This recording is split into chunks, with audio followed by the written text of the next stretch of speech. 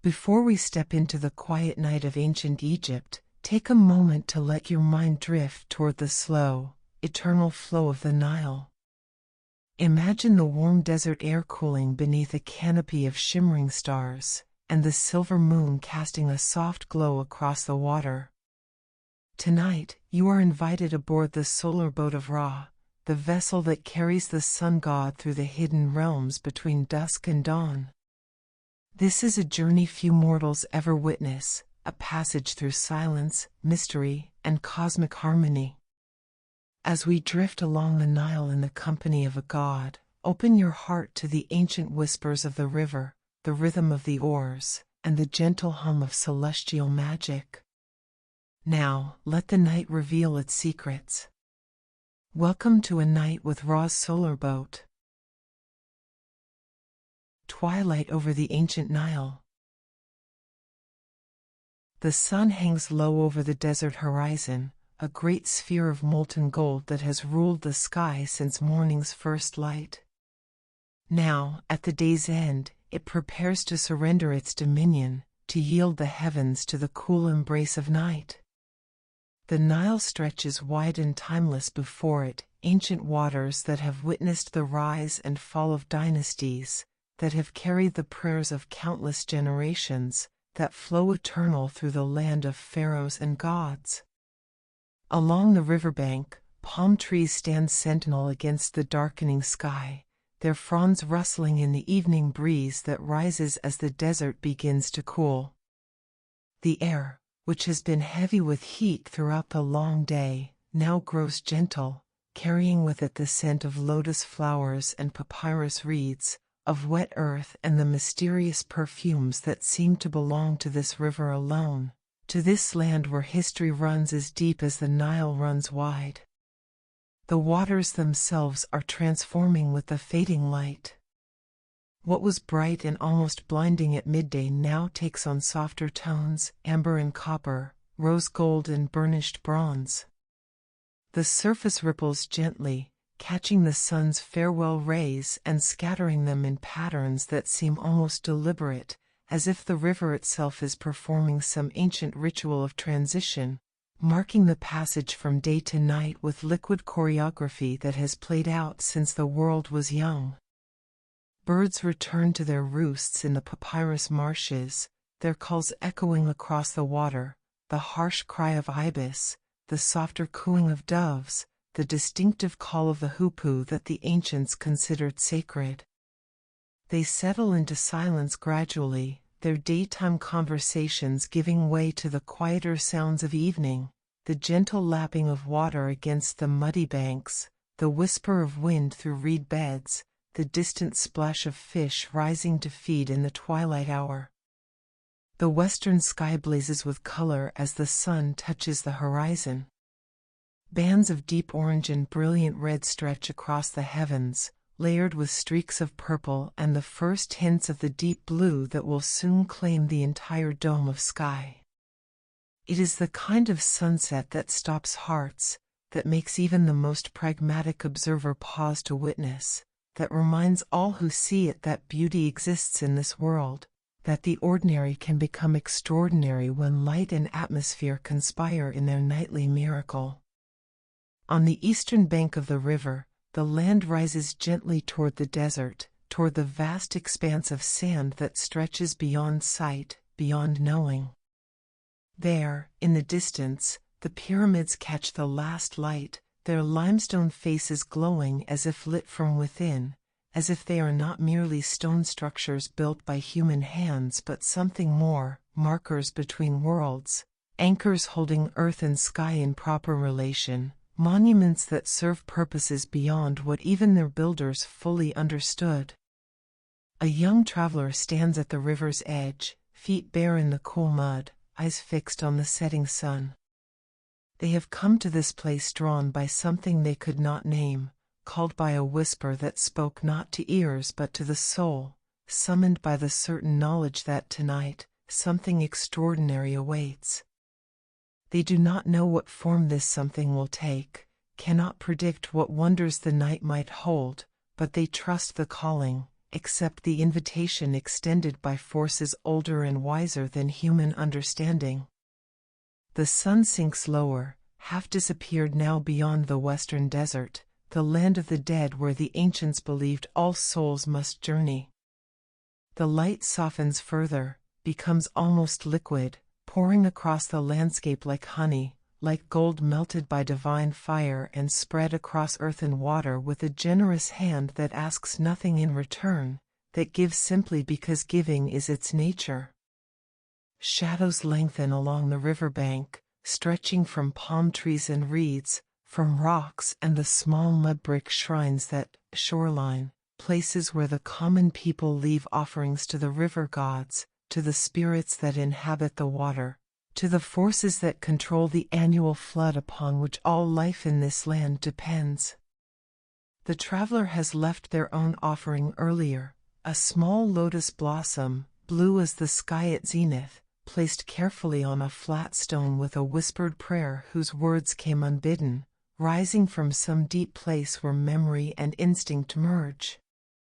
The temperature continues to drop, not dramatically but noticeably, the desert's heat finally releasing its grip on the land. The breeze strengthens slightly, coming now from the north, following the river's course, carrying the coolness of the Mediterranean Sea that lies far downstream, beyond the delta where the Nile splits into 1,000 channels and finally surrenders itself to the greater water. Stars begin to appear in the eastern sky, faint at first against the lingering brightness, but growing more confident as darkness deepens. They emerge one by one, then in clusters, then in vast sweeping bands, the same stars that guided ancient navigators, that marked the seasons for farmers, that told priests when to perform their rituals and pharaohs when to make their pronouncements. The ancients saw in these stars the forms of gods and goddesses, mapped the heavens with divine beings, understood the sky as a realm populated by powers that influenced the mortal world in ways both subtle and profound. The sun's final sliver disappears, and for a moment, that perfect, suspended moment between day and night, the world holds its breath. The light does not vanish instantly but lingers, suffusing the sky with a soft glow that seems to come from everywhere and nowhere, that transforms the ordinary landscape into something dreamlike, something that exists on the threshold between reality and vision.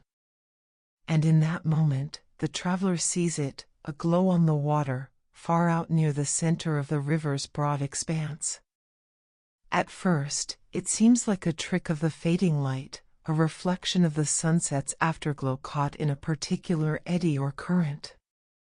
But it persists, even grows brighter, and as the traveler watches with growing wonder and the first stirrings of awe, the glow takes shape, resolves itself into something that should not be possible yet undeniably is. A boat is approaching. Not an ordinary vessel of the kind that ply these waters daily, the simple reed boats of fishermen or the larger wooden craft that carry goods from village to village, but something else entirely, something that belongs more to legend than to the realm of ordinary experience. It glides across the water without visible means of propulsion, without oars or sail, moving with steady, stately grace, following the river's current yet somehow also independent of it, guided by purpose rather than by the water's flow. The boat glows with golden light, as if constructed not from wood or reed but from solidified sunlight, from the very essence of Ra's day journey captured and shaped into navigable form. Its prow rises high, carved into the shape of a falcon's head, Horus, protector and sky god, whose eye watches over travelers and guards against the forces of chaos.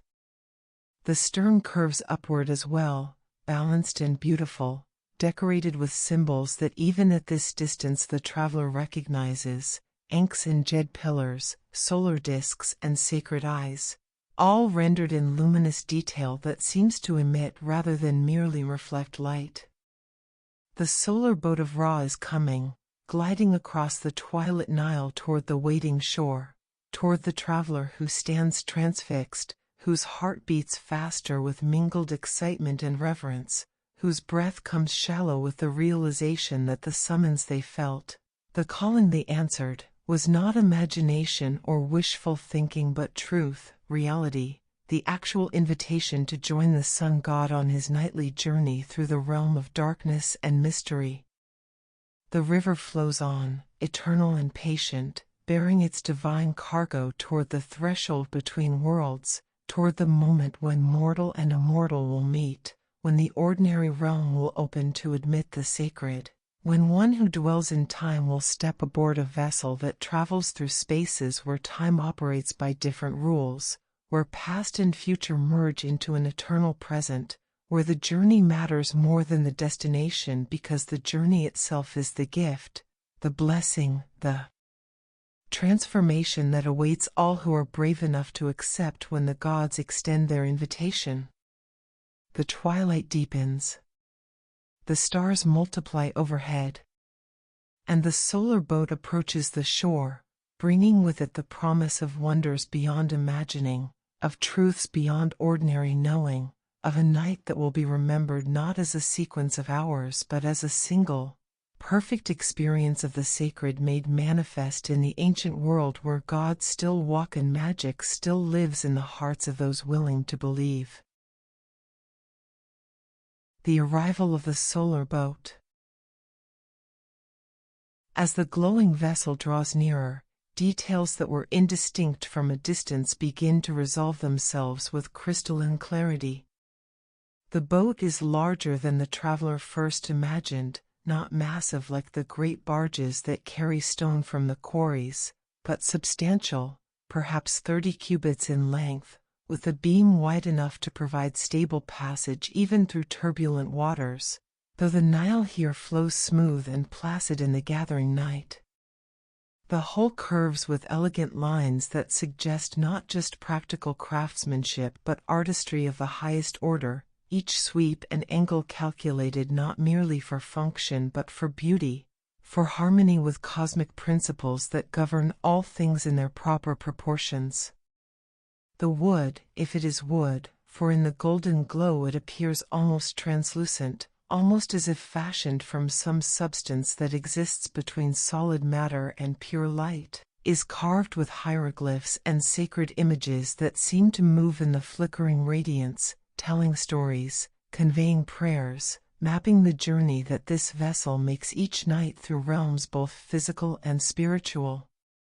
The glow emanates from the boat itself, from every plank and beam, from the deck and the cabin that rises amidships, from the high prow and stern that bracket the vessel like the arms of Ra himself reaching to embrace the worthy traveler.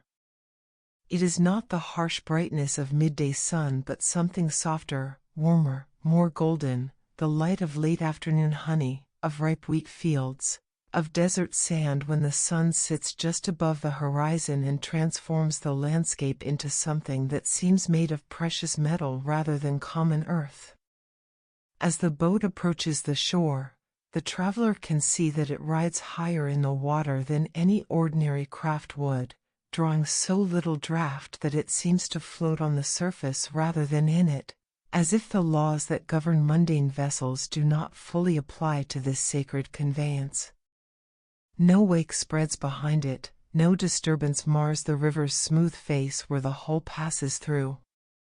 It moves in silence, without the creak of wood or the splash of water, gliding with the effortless grace of thought made manifest, of intention given form. The falcon-headed prow towers above the waterline, and the traveler can now see the incredible detail of its carving, every feather meticulously rendered, the fierce eye inlaid with what appears to be lapis lazuli that catches the boat's golden glow and transforms it into deep blue fire, the sharp beak slightly open as if the great bird god Horus himself might speak words of power and protection. Around the falcon's neck hangs a golden collar set with carnelian and turquoise, gems that shimmer with colors that seem almost alive, pulsing with subtle rhythm like a slow heartbeat. The sides of the boat are emblazoned with images that tell the story of Ra's eternal journey, the sun god rising in the east at dawn, sailing across the sky throughout the day, descending into the western horizon at dusk, and then, most crucially, traveling through the Duat, the realm of night and the underworld, facing challenges and dangers, passing through gates guarded by serpents and demons, emerging victorious each morning to be born anew and begin the cycle once more. These are not merely decorative images but a map, a guide, a promise that the journey about to begin is one that has been traveled countless times before, that Ra knows the way through darkness, that those who sail with him need not fear the night's mysteries. The boat comes to rest perhaps 10 paces from shore, its keel settling into the water, though still riding impossibly high, with the gentleness of a leaf landing on still water. For a moment, nothing moves. The vessel simply rests there, glowing in the deepening twilight, radiant and patient, waiting with the timeless patience of the divine for mortal hesitation to transform into mortal courage, for uncertainty to give way to acceptance of the invitation so clearly offered. Then, from the cabin at the boat's center, a figure emerges.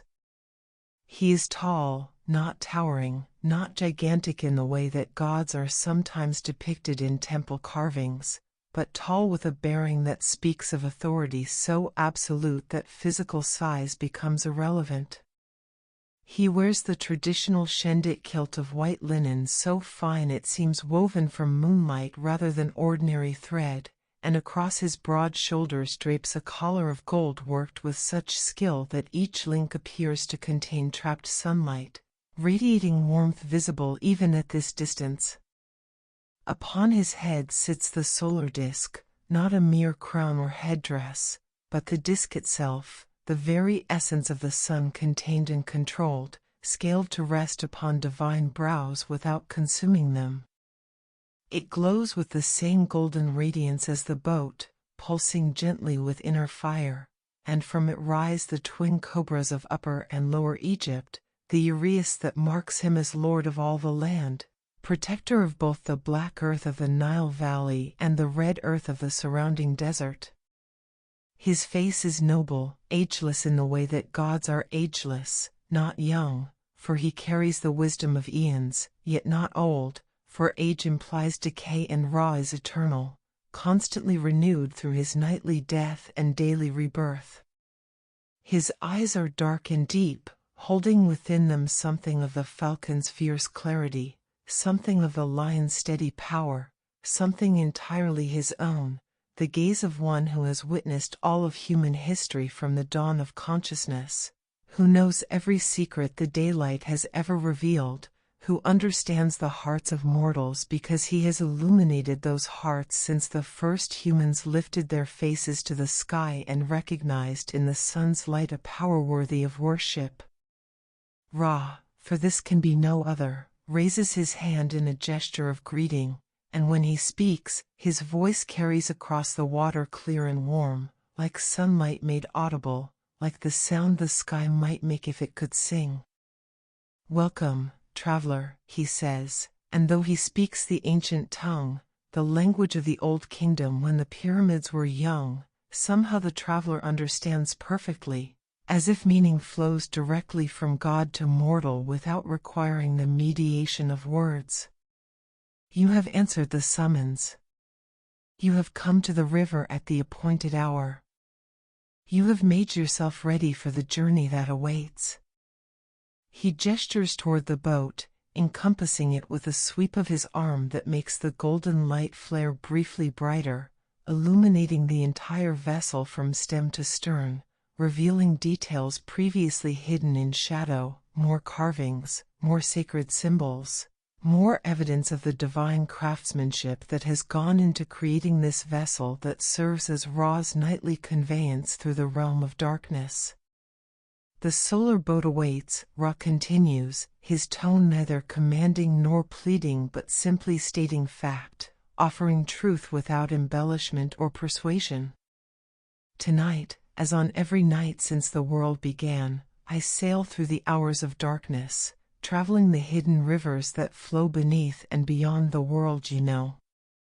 I face the challenges that must be faced, pass through the gates that guard the mysteries, ensure that the cycle continues unbroken so that tomorrow the sun may rise again and life may persist in the land of the living. He pauses, his gaze resting on the traveler with an intensity that is somehow gentle, that looks without judging, that sees without condemning, that acknowledges both the courage it takes to accept such an invitation and the natural fear that accompanies any journey into the unknown. You are invited to join me on this journey, Ra says, and now his voice takes on a quality of warmth that seems almost parental, protective, the tone of one who offers not danger but opportunity, not trial but gift. To sail with me through the night, to witness what few mortal eyes have seen, to travel roads that are not roads, through waters that are not quite water, into realms that exist between life and death, between being and not being, between the world you know and the world that waits beyond all knowing. From the boat side, a ramp extends, not lowered by any visible mechanism, not pushed or pulled into place, but simply manifesting, appearing as if it had always been there but only now becomes visible to mortal perception. It reaches from the vessel's deck to the shore, bridging the gap between boat and land with a gangway of golden light made solid, of radiance given substance enough to support weight, to provide passage from the mundane world to the divine vessel that waits to carry the worthy traveler into night's mysteries. There is no compulsion, Ra says, his voice still warm, still inviting, making it clear that the choice is genuine, that refusal would bring no penalty, no divine displeasure, that the invitation can be declined as easily as accepted. The journey I make is necessary. The sun must travel through darkness to reach the dawn. This is cosmic law, unchangeable and eternal. But your presence is not necessary. It is welcome. It would bring me pleasure, for I am not only the distant sun that illuminates all but also a being who appreciates companionship, who values the presence of one who sees the journey not as duty but as wonder, not as obligation but as gift. The ramp glows in the twilight, steady and patient, leading from familiar shore to unknown voyage. The river flows quiet around the boat, the water reflecting starlight and the vessel's golden radiance, creating a scene of such beauty that it seems almost unreal, almost a vision rather than actual physical presence, though the traveler knows with certainty beyond doubt that this is happening, this is real. This is the moment when myth becomes experience and legend becomes personal truth. Ra waits at the boat's rail, one hand extended now toward the shore, toward the traveler, offering not just passage aboard the vessel but something more, connection, acknowledgement, the recognition that gods and mortals can meet as something approaching equals when both approach the encounter with respect, with openness, with willingness to be changed by the experience. The stars will slowly overhead. The river murmurs its ancient song. And the solar boat waits, glowing in the darkness like a promise made visible, like hope given form, like the answer to questions the traveler did not know how to ask but which their soul has been posing since before memory began, since before this life started. Perhaps since before time itself began its eternal counting of moments that lead from darkness through light and back to darkness again in the endless cycle that Ra himself maintains through his nightly journey into mystery. The invitation stands. The boat waits. And the choice, that most sacred and terrifying of mortal privileges, belongs entirely to the one who stands on the shore, feet in the mud of Egypt, heart pounding with wonder, mind reeling with the impossibility and the reality of what is being offered, what is waiting, what will begin the moment they step forward onto that glowing ramp and accept the invitation to join Ra on his journey through the night. Boarding the vessel of stars. The traveler takes a breath, deep, steadying, drawing into their lungs the cool evening air that carries with it the scent of the river and the desert, of lotus flowers and ancient stone, of a land that has known the presence of God since before history learned to record itself. Their feet shift in the soft mud of the riverbank, seeking purchase, finding balance, preparing for movement that will carry them from the familiar realm of earth into the unknown realm of divine passage. One step forward, then another. The mud releases their feet with soft sucking sounds that seem almost reluctant, as if the earth itself is hesitant to let them go, to release its claim on mortal flesh that belongs, by all ordinary rules, to the land of the living rather than the liminal space between worlds that the solar boat occupies. But the traveler continues, driven by something stronger than fear, pulled by something more powerful than caution, the soul's recognition that some invitations, once extended, must be accepted, that some journeys, once offered, cannot be declined without diminishing oneself, without leaving forever unanswered the question of what might have been. The golden ramp rises before them, solid-looking yet somehow translucent, like concentrated sunlight frozen into semi-physical form. The traveler pauses at its base, reaching out tentatively to touch it, to verify that what their eyes perceive can also be felt, that this is not vision or hallucination but actual, tangible reality. Their fingers make contact with the surface, and they feel warmth. Not heat that burns or discomforts, but warmth like sitting in morning sun after a cool night, like holding a cup of hot drink on a winter evening, like the embrace of someone beloved who radiates affection without words.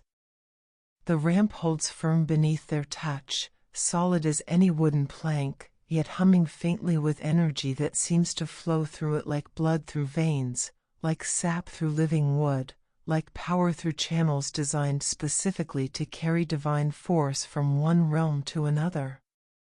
The surface is smooth but not slippery, providing secure footing despite its unusual composition, inviting ascent with the assurance that each step will find support, that the journey upward will be safe even if the destination remains mysterious. The traveler places their right foot on the ramp, shifting weight gradually, testing, still not entirely trusting that something made of light can bear the weight of flesh and bone. But it holds without yielding, without even the slightest give or flex, as solid as stone yet warm and alive in ways that stone never is. Emboldened, they bring their left foot up to join the right, standing now fully on the ramp, committed to the ascent, having crossed the first threshold between ordinary existence and divine encounter. Ra watches from the deck above, his expression one of patient approval, neither rushing nor restraining, allowing the traveler to proceed at their own pace, to cross each threshold in their own time, respecting the courage it takes for mortals to willingly enter spaces that belong properly to gods. His dark eyes reflect the starlight that has grown brighter as night deepens, and in those eyes the traveler sees not judgment or evaluation but something closer to recognition, perhaps even kinship, the acknowledgement that all conscious beings, whether divine or mortal, share certain fundamental experiences, certain core truths about existence and the courage it requires simply to continue existing when existence means constant motion through uncertainty toward inevitable endings that must be faced and transcended. Step by step, the traveler ascends the ramp.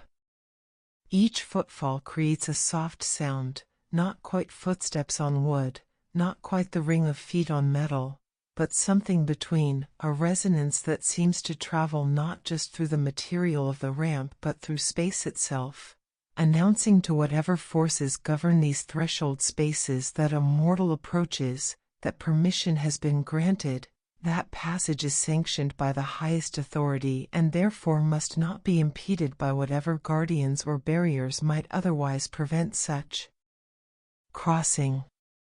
Halfway up the ramp, the traveler pauses to look back at the shore they are leaving.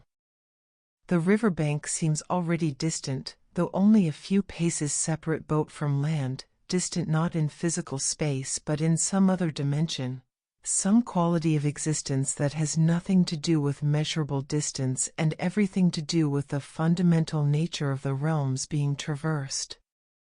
The mud where their feet so recently stood appears almost dreamlike now, as if belonging to a memory rather than to something they experienced mere moments ago, as if the ordinary world is already fading into the past, making room for the extraordinary present that awaits aboard the vessel above. The traveler turns back to face the boat, to continue the climb, and with each additional step the golden light grows stronger, warmer, more enveloping. It does not blind. Ra's light, even at close quarters, retains that quality of warmth without harshness, illumination without glare, but it does transform, creating a bubble of radiance that seems to separate the boat and all aboard it from the ordinary world, establishing a boundary that is not quite a barrier but is nonetheless definite, marking the space where normal rules give way to something else, where cosmic law supersedes earthly physics, where the impossible becomes not just possible, but inevitable. The final step brings the traveler level with the deck, and they pause there for a moment, straddling the threshold between ramp and vessel, between passage and arrival, between becoming and being. Then, with a breath that feels like the first real breath they have ever taken, they step forward onto the deck of the solar boat, onto wood that is not quite wood, into a space that is not quite space, joining Ra in the realm that belongs to gods and the few mortals they choose to welcome into their mysteries. The deck beneath their feet hums with energy, not vibration that shakes or disturbs, but a deep, steady pulse that resonates in the bones, in the chest, in the very core of being. It feels like standing on the earth during a distant earthquake, feeling the tremor of vast forces moving deep below, except here the forces are not geological but cosmic, not the grinding of tectonic plates but the turning of celestial mechanisms, the great wheels and gears of reality itself performing the work that keeps the universe functioning, that maintains the cycles upon which all existence depends. Behind them, the golden ramp begins to retract, pulling back into the boat's side, disappearing as completely as if it had never existed, leaving no mark or seem to show where it had been, no evidence that passage between worlds had been possible moments before. The river laps gently against the hull, or seems to, though the traveler realizes now that the boat does not actually touch the water, rides upon it without being of it, exists in relationship to the Nile without being bound by its physical properties. "Welcome aboard the Man-Jet," Ra says, using the ancient name for his solar bark, his voice rich with satisfaction at the traveler's successful crossing, at the courage displayed in accepting the invitation and making the journey from shore to vessel.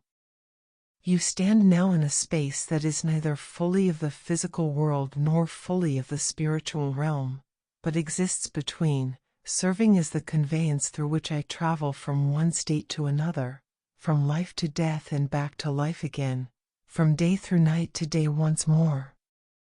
He gestures around the deck, inviting the traveler to observe, to explore, to begin understanding the nature of the vessel that will carry them through the hours of darkness. The deck is perhaps 15 paces long and 8 wide, providing ample space for movement while maintaining the intimacy that comes from shared quarters in a confined space. The wood, if indeed it is wood, is carved throughout with hieroglyphs and sacred images, each one rendered with such skill that they seem almost alive, almost ready to step free from the surface and take three-dimensional form. The traveler recognizes some of the symbols from temple walls and papyrus scrolls, the ankh that represents life, the jed pillar that signifies stability, the was scepter that denotes power. But others are unfamiliar, or rather, They are familiar in the way that dreams are familiar, recognized without being understood, known without being remembered, existing in that space where consciousness touches something deeper, where the soul retains knowledge that the mind has never learned. At the center of the deck stands the cabin, a structure of elegant proportions, its walls decorated with scenes depicting the sun's journey through the 12 hours of night, each hour represented by a gate that must be passed, a challenge that must be overcome, a transformation that must be undergone before Ra can emerge victorious at dawn. The cabin's door stands open, revealing an interior that glows with soft golden light, inviting yet mysterious, promising shelter and wisdom to those who enter but making no demands, extending welcome without obligation. Forward of the cabin, at the boat's prow, rises the great falcon-headed figurehead that the traveler observed from shore. Up close, it is even more impressive, 3 times the height of a man, carved with such precision that individual feathers can be distinguished, each one perfect in its detail, each one catching and reflecting the golden light in slightly different ways so that the whole seems to shimmer and shift, almost to breathe, as if the god Horus himself has taken physical form to serve as the boat's guardian and guide. Aft of the cabin, the deck opens to a clear space where steering oars would normally be mounted, but the solar boat has no such mundane equipment. It moves by will rather than by wind or water, guided by Ra's intention rather than by physical manipulation of mechanical advantage. Yet there is something there, a column of light that rises from the deck and disappears into the darkness above, a pillar of pure radiance that seems to serve as both rudder and compass, both means of propulsion and means of navigation, connecting the boat to cosmic forces that pull it along its destined path with the certainty of tides, with the inevitability of orbits. Along both sides of the deck run low railings carved with repeating patterns, the lotus and the papyrus, the plants of Upper and Lower Egypt intertwined in endless cycle, representing the unity of the 2 lands under Ra's eternal rule. These railings glow with the same golden light as the rest of the vessel, providing not just safety from falling overboard but also something more, a boundary marker, a line of protection, a barrier against whatever forces might lurk in the darkness through which the boat will travel, whatever entities might seek to impede the sun god's journey or harm those under his protection. The sky above has grown fully dark now, the last traces of twilight having faded into true night.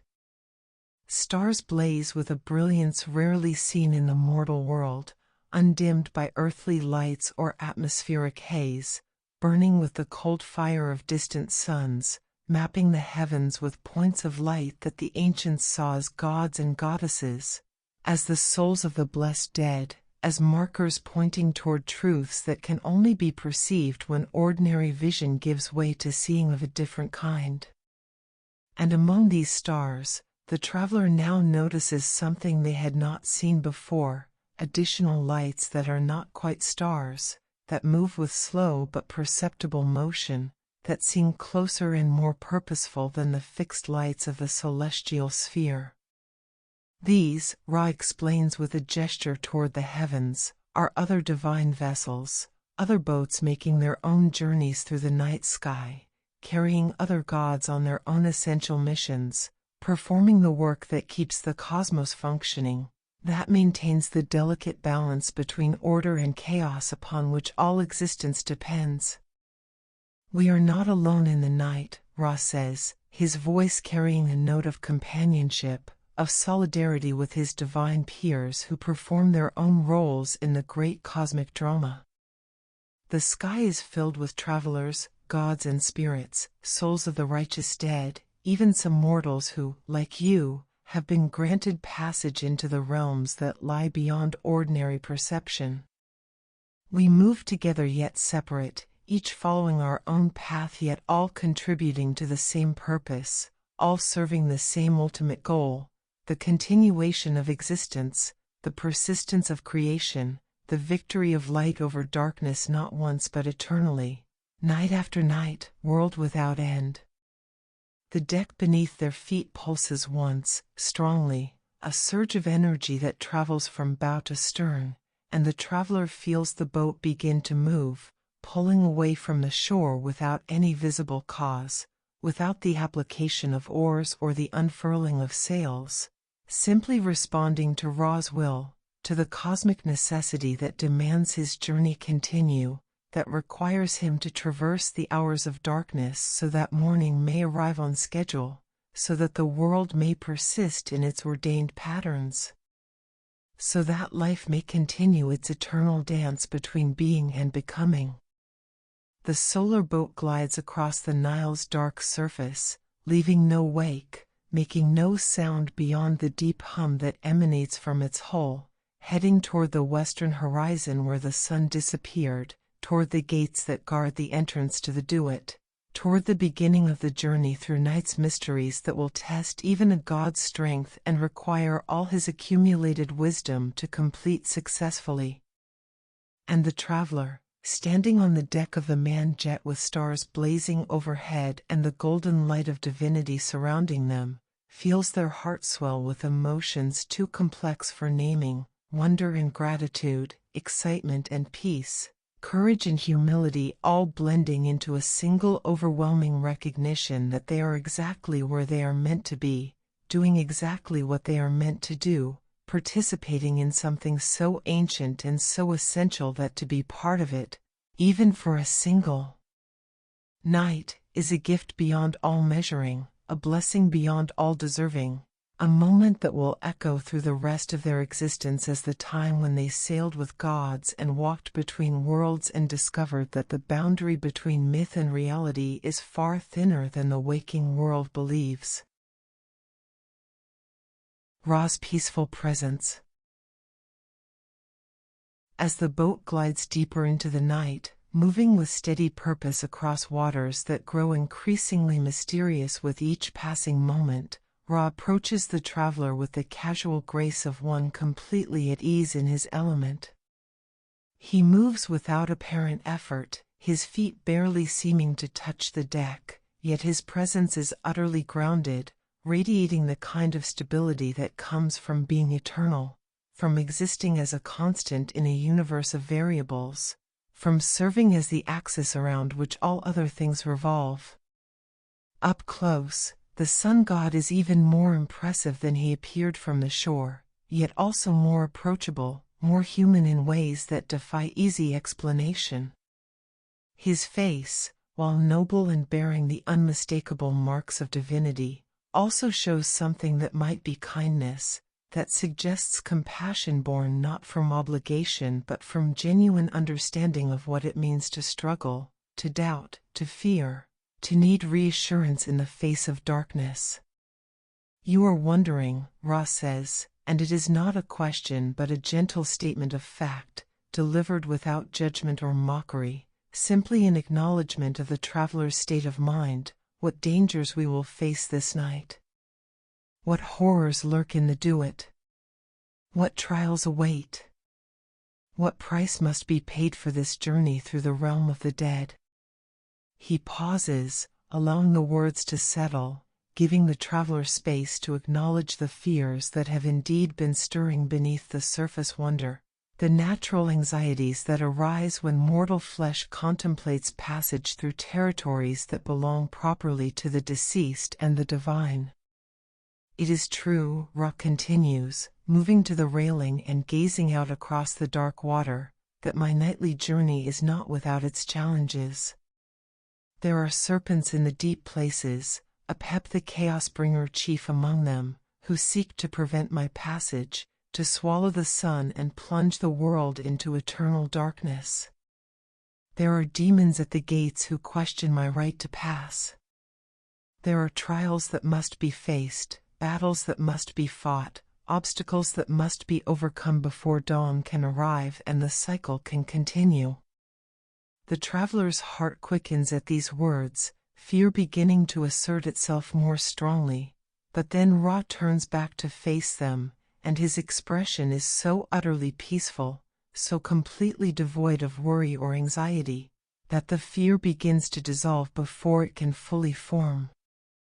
But tonight, Ra says, and now his voice takes on a quality of gentle reassurance that reminds the traveler of the way a parent might speak to a child frightened by storm or darkness. Tonight you need not concern yourself with such things. I have made this journey countless times, every night since the world began, without fail, without rest. I know the path as intimately as you know the features of your own face. I know where dangers lurk and how to avoid them. I know which gates will open at my approach and which require persuasion. I know the names of power that must be spoken, the gestures that must be made, the offerings that must be given. He reaches out and places a hand on the traveler's shoulder, and the touch is warm, not hot like the noonday sun that he represents in his day aspect, but warm like morning light on skin, like the perfect temperature at which nothing is too hot or too cold but exactly right, exactly comfortable, exactly what is needed. You are under my protection, Ra says, and the words carry weight that goes beyond mere promise, that feels like cosmic law being declared, like reality itself being instructed in how it must behave. While you sail aboard the man jet, while you remain within the circle of my light, nothing in all the Duat can harm you. Serpents will not strike. Demons will not approach.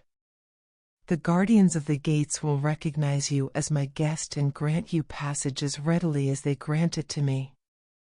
You are as safe here as you would be in your mother's arms, as protected as a child sleeping beneath watchful eyes, as secure as one who dwells in the palace of the king and knows that all the armies of Egypt stand between them and any threat. The traveler feels the truth of these words settling into their bones, feels the fear that had been gathering dissipating like mist before the rising sun. Ra's presence is not domineering or overwhelming. He does not impose peace through force of will or divine command, but rather radiates it naturally, creates an environment where peace is simply the default state, where worry finds no purchase and anxiety discovers it has no reason to exist. My role tonight, Ra continues, removing his hand from the traveler's shoulder but maintaining the warmth of his attention, the focus of his consciousness on his mortal companion, is not that of the fierce warrior god who battles chaos, though that aspect is also part of my nature and will manifest if needed. Tonight, for you, I am the gentle guide, the patient teacher, the guardian who watches over those entrusted to his care with absolute dedication and unwavering vigilance. He moves back toward the center of the deck, settling himself on a low seat carved from the same golden wood as the rest of the vessel, and gestures for the traveler to join him. They sit together, god and mortal, both looking out across the darkened river that is no longer quite the Nile as mortals know it but is becoming something else, some hybrid of earthly water and cosmic pathway, physical reality and spiritual dimension. You see, Ra says, his voice taking on a contemplative quality, many know me only as the burning disk at zenith, the harsh light of noon that scorches and overwhelms. They fear me as drought, as famine, as the relentless heat that can kill as surely as any sword or plague. And it is true, I am these things when the situation demands. Power must sometimes manifest as severity. The sun that nurtures can also destroy. This is the nature of forces great enough to sustain worlds. He pauses, watching the play of starlight on the water, the reflection of the boat's golden glow creating patterns that shift and flow with hypnotic beauty. But I am also this, he continues, gesturing to encompass the peaceful scene around them, the gentle motion of the boat, the soft light that illuminates without blinding, the presence that comforts without constraining. I am the morning sun that warms without burning. I am the light that reveals beauty without exposing it to harsh judgment. I am the presence that witnesses without demanding, that observes without controlling, that exists alongside rather than above.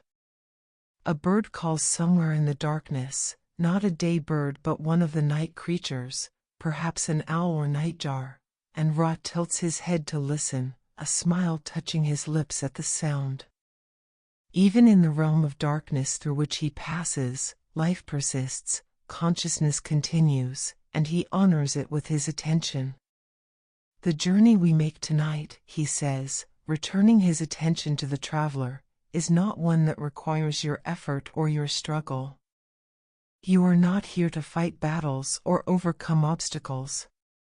You are here simply to witness, to experience, to allow yourself to be carried through the night on a vessel that has never failed to reach its destination, guided by one who has never lost his way despite traveling through territories where way itself is a fluid concept, where paths shift and change but the destination remains eternal and unchanging. He reaches into a fold of his garment and produces something small, a scarab beetle carved from lapis lazuli, inlaid with gold, so finely crafted that it seems almost alive, almost ready to spread its wings and fly away into the star-scattered darkness. This is Khepri, Ra explains, holding the carved beetle so the traveler can see it clearly, one of my forms, the aspect of myself that represents transformation, renewal, rebirth. The scarab pushes the sun across the sky as the beetle pushes its ball of dung across the earth, an image that might seem crude until you understand that both actions represent the same principle: constant effort toward necessary goals, persistence in the face of obstacles, the daily work that ensures continuation, that prevents stagnation, that keeps the world rolling forward rather than sliding backward into chaos. He closes his hand around the scarab, and when he opens it again, the carved stone has vanished, replaced by, or perhaps transformed into, a living beetle that sits calmly on his palm, antennae moving gently, legs gripping his divine skin with tiny feet that leave no mark. But transformation is not always dramatic, Ra says softly, watching the beetle with evident affection. Sometimes it is as subtle as this, one state becoming another so gradually that no single moment marks the change, only the recognition, upon looking back, that what was has become what is, and the journey between them was so smooth that it felt like no journey at all, only a pleasant rest followed by an awakening into something new. He opens his hand fully, and the beetle spreads its iridescent wings, taking flight into the darkness, disappearing within moments but leaving behind the sense that something significant has just occurred. Some teaching has been delivered not through words but through demonstration, through the simple act of showing rather than telling. That is my gift to you tonight, Ra says, his voice warm with genuine pleasure at being able to offer this blessing. Not excitement or adventure, though we may encounter both before dawn arrives, but peace. The deep peace that comes from being carried, from surrendering control, from trusting that forces greater and wiser than yourself are managing the complexities while you simply rest, simply observe, simply allow yourself to be held and protected and guided through territories that would be terrifying to navigate alone but which become merely fascinating, merely wondrous, when you have the right companion at your side. The boat continues its steady glide through the darkening waters, and the traveler finds that Ra's words have indeed created exactly what he promised, a profound sense of safety, of being held, of existing within a bubble of protection that renders external threats irrelevant, that transforms what might be a journey of terror into one of wonder, that allows the soul to relax its vigilance and simply experience without the constant background noise of worry and fear that so often colors mortal existence. Ra rises from his seat and moves to the boat's prow, standing before the great falcon-headed figurehead, and begins to speak in the ancient tongue, reciting words that sound like prayers but carry the weight of commands. that seem to be simultaneously requesting favor and declaring intention. The stars above grow brighter in response, the water below begins to glow with subtle phosphorescence, and the boat itself hums with increased energy as if pleased by these utterances, as if strengthened and sustained by the power that flows through Ra's voice.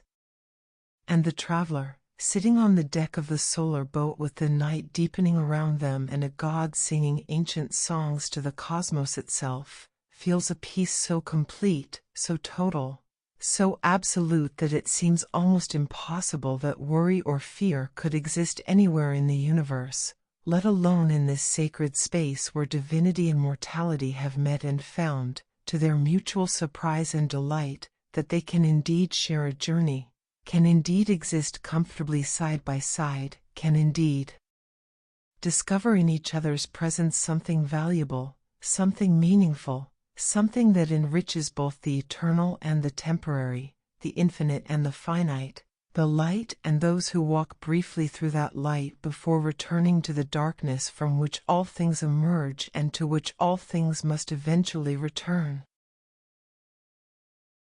The night voyage begins. The Nile has changed. Or perhaps it is not the Nile at all anymore but has become something else, some cosmic river that flows through dimensions rather than merely through landscape, that carries upon its currents not just water and silt but time itself, possibility itself, the very substance from which reality is woven. The banks have grown distant and indistinct, no longer the familiar shorelines of reeds and mud but something hazier, more suggestive than definite, as if the solid earth has decided to keep its distance, to allow the river room to become what it needs to be for this sacred passage. The moon has risen, full and luminous, hanging low in the eastern sky like a silver mirror to Ra's golden sun. Its light falls upon the water in a pathway of shimmering brilliance, creating a second road across the river's surface, a silvery complement to the golden glow that emanates from the boat itself. Where the two lights meet and mingle, lunar silver and solar gold, the water takes on colors that have no names in mortal languages, hues that exist somewhere between white and every other color simultaneously, that seem to shift and change depending on the angle of viewing, that create patterns too complex for the eye to fully capture but which the heart somehow understands. The boat moves steadily forward, its pace neither hurried nor slow but somehow perfect, measured, as if time itself has adjusted to accommodate Ra's passage, as if the night has organized itself around this journey and will extend or contract as needed to ensure that all 12 hours are traversed properly, that every gate is passed at precisely the right moment, that dawn arrives exactly when it should, neither too early to leave work unfinished nor too late to keep the world waiting in darkness beyond what can be endured. Ra stands at the bow, one hand resting on the falcon's carved wing, his gaze fixed on the darkness ahead. His posture is relaxed yet alert, like a skilled navigator who knows his course intimately yet remains constantly aware of his surroundings, ready to respond to any change or challenge that might emerge from the shadows. The solar disk atop his head glows steadily, pulsing with gentle rhythm that the traveler realizes matches their own heartbeat, or perhaps it is their heartbeat that has synchronized with Ra's light, mortal rhythm adjusting to accommodate divine frequency. The stars overhead have multiplied impossibly, until the entire dome of the sky appears more light than darkness, more filled with celestial fire than with void. They will slowly, majestically, tracing paths that would take centuries to observe in the ordinary world but which here, in this liminal space where time operates by different rules, can be perceived within minutes. The traveler watches in wonder as constellations shift and change, as the celestial sphere performs its eternal dance, as the mechanics of cosmos reveal themselves to eyes that have been granted temporary permission to see beyond the usual veils. The water beneath the boat begins to pulse with its own light, a soft phosphorescence that rises from the depths, creating patterns that flow and swirl with the current, that suggest the presence of vast forces moving below the surface, swimming alongside the boat or perhaps guiding it, protecting it, ensuring its passage through territories that might otherwise prove treacherous. These lights, cool blue and pale green, occasionally flaring into brighter white, move with intelligence, with purpose, tracing designs that seem almost like writing, like messages being spelled out in a language older than hieroglyphs, older than speech itself. The river speaks, Ross says without turning, his voice carrying easily over the gentle sounds of water and night wind. It always speaks, but few remember how to listen. The dead remember, they must, for the river is their road as much as mine. And those who live at the threshold, the priests and prophets, they sometimes catch fragments of the river's wisdom, hear echoes of its ancient voice. But most who walk in the land of the living have forgotten, have closed their ears to all but the loudest sounds, the most insistent voices, and so they miss the river's teaching, the water's blessing, the gift of knowledge that flows as freely as the current but must be willingly received to do any good. The traveler moves to the railing, leaning out slightly to peer into the illuminated depths, trying to make sense of the patterns, to decode the messages that the glowing water seems to be spelling out. But the more they focus, the less clear it becomes, until Ra's gentle laughter makes them look up. Not with the eyes of the mind, Ra says, turning now to face the traveler, his expression amused but kind. The river does not speak in concepts or ideas, not in words or symbols that can be analyzed and catalogued. It speaks in feeling, in knowing that arrives complete and whole, bypassing thought entirely. You must listen with the heart, with the belly, with the parts of yourself that remember being water, being current, being the flow itself before you took this temporary form of flesh and bone and separated consciousness.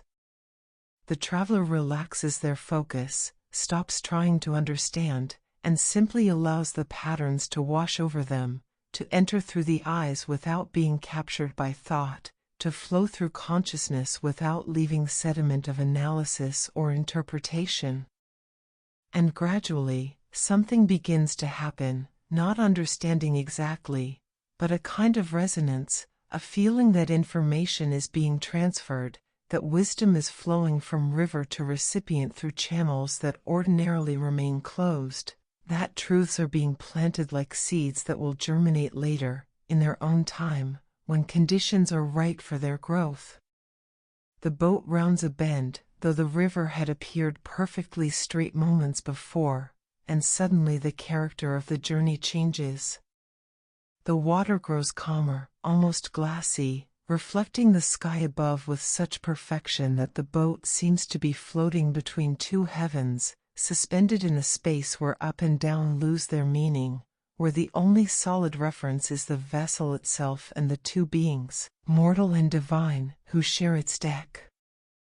Ripples spread from the boat's passage, but they are hypnotic rather than disturbing, creating patterns that draw the eye and hold it, that invite the mind to follow their expansion, to trace their geometry, to lose itself in the simple beauty of disturbance propagating through stillness, of motion creating change that then settles back into equilibrium, of the eternal dance between action and rest, between becoming and being.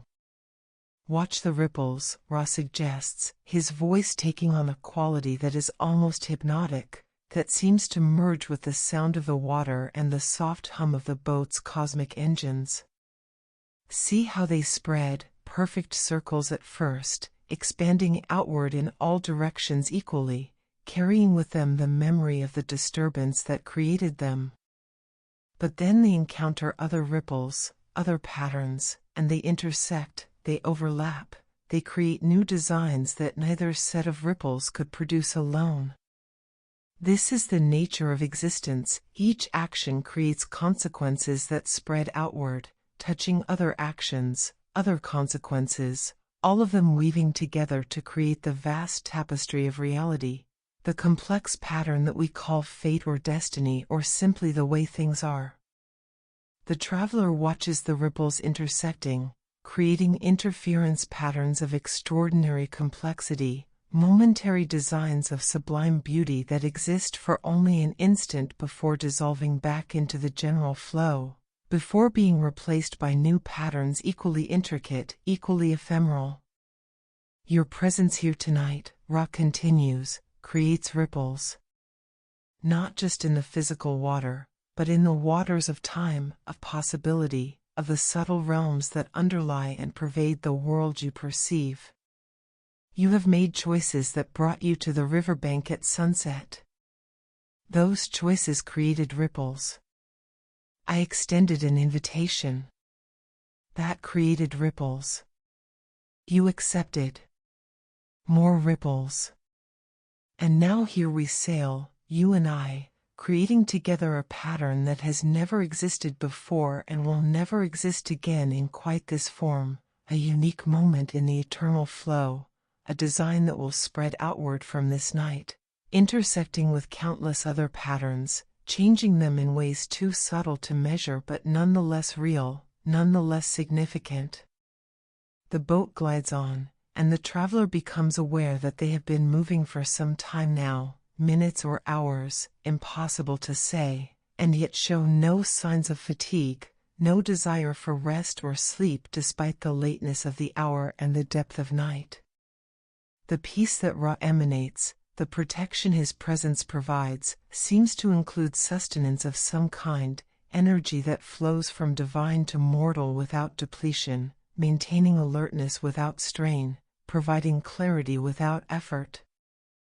The stars above continue their slow wheel, and by their changed positions the traveler realizes that significant time has indeed passed, that they are well into the night's journey, that gates have been passed without being noticed, that challenges have been faced and overcome by Ra while his mortal companion remained wrapped in peace, protected from the harsh aspects of the voyage by the sun god's careful guardianship. We approach the first of the stations, Ra says, pointing ahead to where the river seems to widen, where shapes can be discerned along the banks, structures of some kind, presences waiting, watching, witnessing the solar boat's passage with whatever awareness such beings possess. Here, the river pauses briefly in its flow. Not stopping, it never truly stops, but creating an eddy, a still point where time accumulates rather than disperses, where those who dwell along the banks can approach and receive blessing, can witness the sun's passage and draw strength from it. The traveler sees them now, figures standing in the shallows, wading into the luminous water, raising their hands in gestures of greeting or supplication or simply acknowledgement. They are not quite solid, not entirely transparent, existing in that ambiguous state that characterizes much of what moves through the Duat, more than shadow, less than flesh, present in ways that defy simple categorization. The spirits of the riverbanks, Ra explains, his voice carrying warmth and recognition, as if these beings are old friends, familiar companions on a journey taken countless times.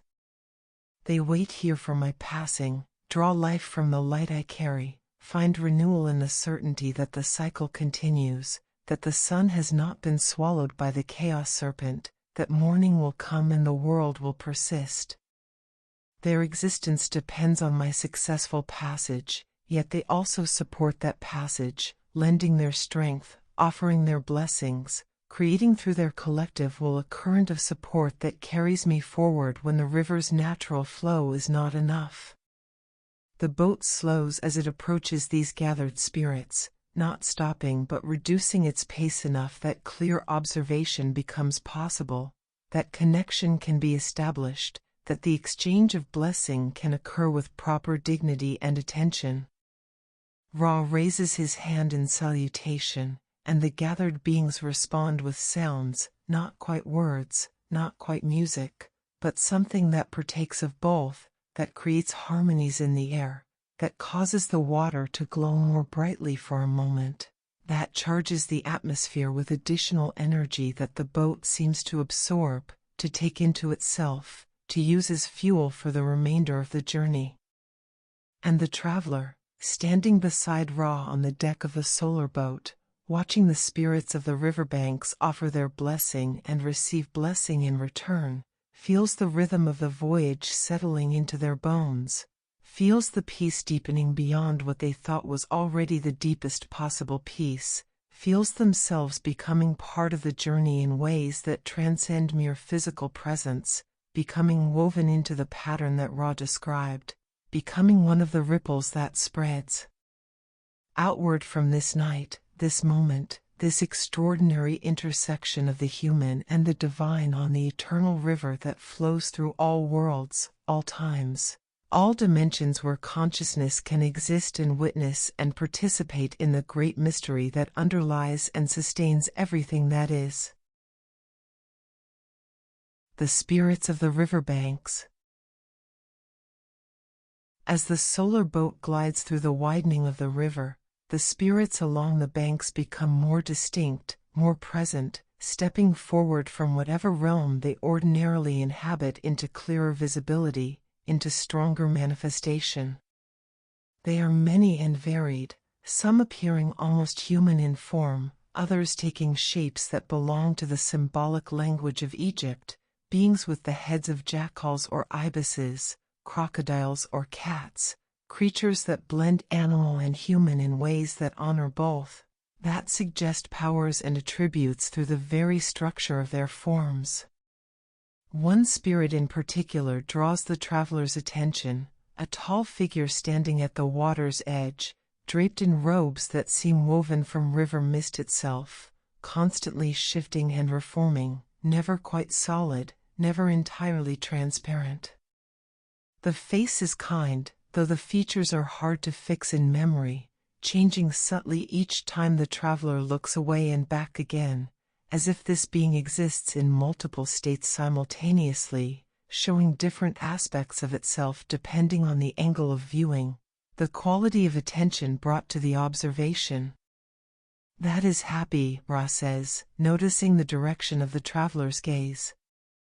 The god of the inundation, the one who brings the flood each year, who ensures that the Nile rises to water the fields, to deposit the rich black silt that makes Egypt fertile, that transforms desert into garden and allows life to flourish in a land that would otherwise be barren.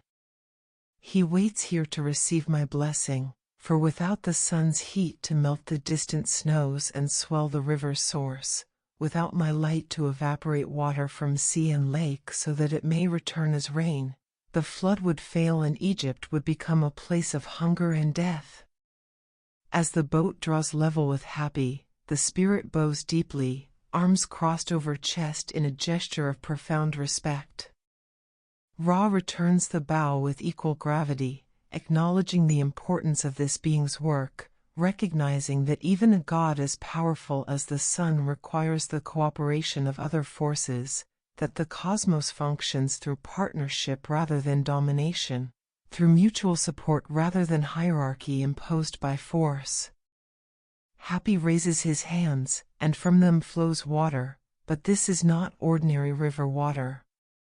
It glows with soft blue luminescence, and as it pours from the spirit's palms into the Nile below, patterns form on the surface, hieroglyphs spelling out blessings and prayers, wishes for continued prosperity, gratitude for the light that makes his own work possible, promises that the flood will come when needed, that Egypt will not be abandoned, that the ancient partnership between sun and river will persist as it has since the beginning of time. Other spirits approach now, emboldened by Happy's example, drawn by the opportunity to come close to Ra, to be seen by him, to receive acknowledgement from the source of all light and warmth. They emerge from reed beds and rise from the water itself, materialize from the darkness of the banks and descend from the star-scattered sky. Each one is unique, each carries its own story, its own purpose, its own relationship to the eternal dance of forces that sustains the world. A spirit with the head of a cat, Bautet, goddess of protection and joy, stands gracefully on a flat rock that juts from the water, her feline eyes reflecting the boat's golden glow with particular intensity. She purrs, a sound that should not carry across the distance but somehow does, resonating in the chest, creating a vibration that is simultaneously soothing and energizing, that speaks of home and safety, of warmth and comfort, of being welcomed and cherished simply for existing. She offers protection, Ra explains, and the traveler notices that the cat-headed goddess is indeed tracing symbols in the air with her hands, creating barriers of light that settle around the boat like invisible shields, like layers of safety woven from love and fierce devotion. Not all spirits we encounter on this journey will be friendly. Some are neutral, going about their own business without concern for mine. Others are actively hostile, serving chaos rather than order, seeking to prevent my passage, to end the cycle, to plunge the world into eternal night. Bastet's blessing ensures that such beings cannot approach too closely, cannot threaten you or disrupt the peace I have promised you will experience. A jackal-headed figure approaches, Anubis, guardian of the dead, psychopomp who guides souls to judgment and beyond. He walks on the water as if it were solid ground, moving with dignified grace toward the boat, his dark eyes solemn but not unkind, carrying the weight of his sacred duties with quiet strength. When he reaches the vessel's side, he places one hand upon the hull, and where his palm touches, hieroglyphs flare briefly visible, ancient protective spells that have guarded the boat since its first voyage, that have been renewed and strengthened by countless guardians across countless nights. Anubis, Ra greets him warmly, with evident respect and something that might even be affection. You keep the gates well. The paths through the Duat remain clear, the ways remain open. The dead reach their destinations, and the living who venture into the borderlands find guidance when they need it. Your faithfulness does not go unnoticed or unappreciated. The jackal-headed god inclines his head in acknowledgement but does not speak. His role, the traveler understands intuitively, is not one that requires speech. He communicates through presence, through the work he performs, through the barriers he maintains and the passages he keeps open. His blessing is given not in words but in renewed vigilance, in the promise that this night, as on all nights, he will stand watch, will ensure that the boundaries between realms remain navigable, that those who must pass between worlds can do so safely, guided by his steady hand and patient wisdom. More spirits appear, so many that the traveler cannot hope to recognize or name them all. Some seem to be lesser gods, deities of specific places or functions, guardians of particular stretches of river or watchers over certain gates.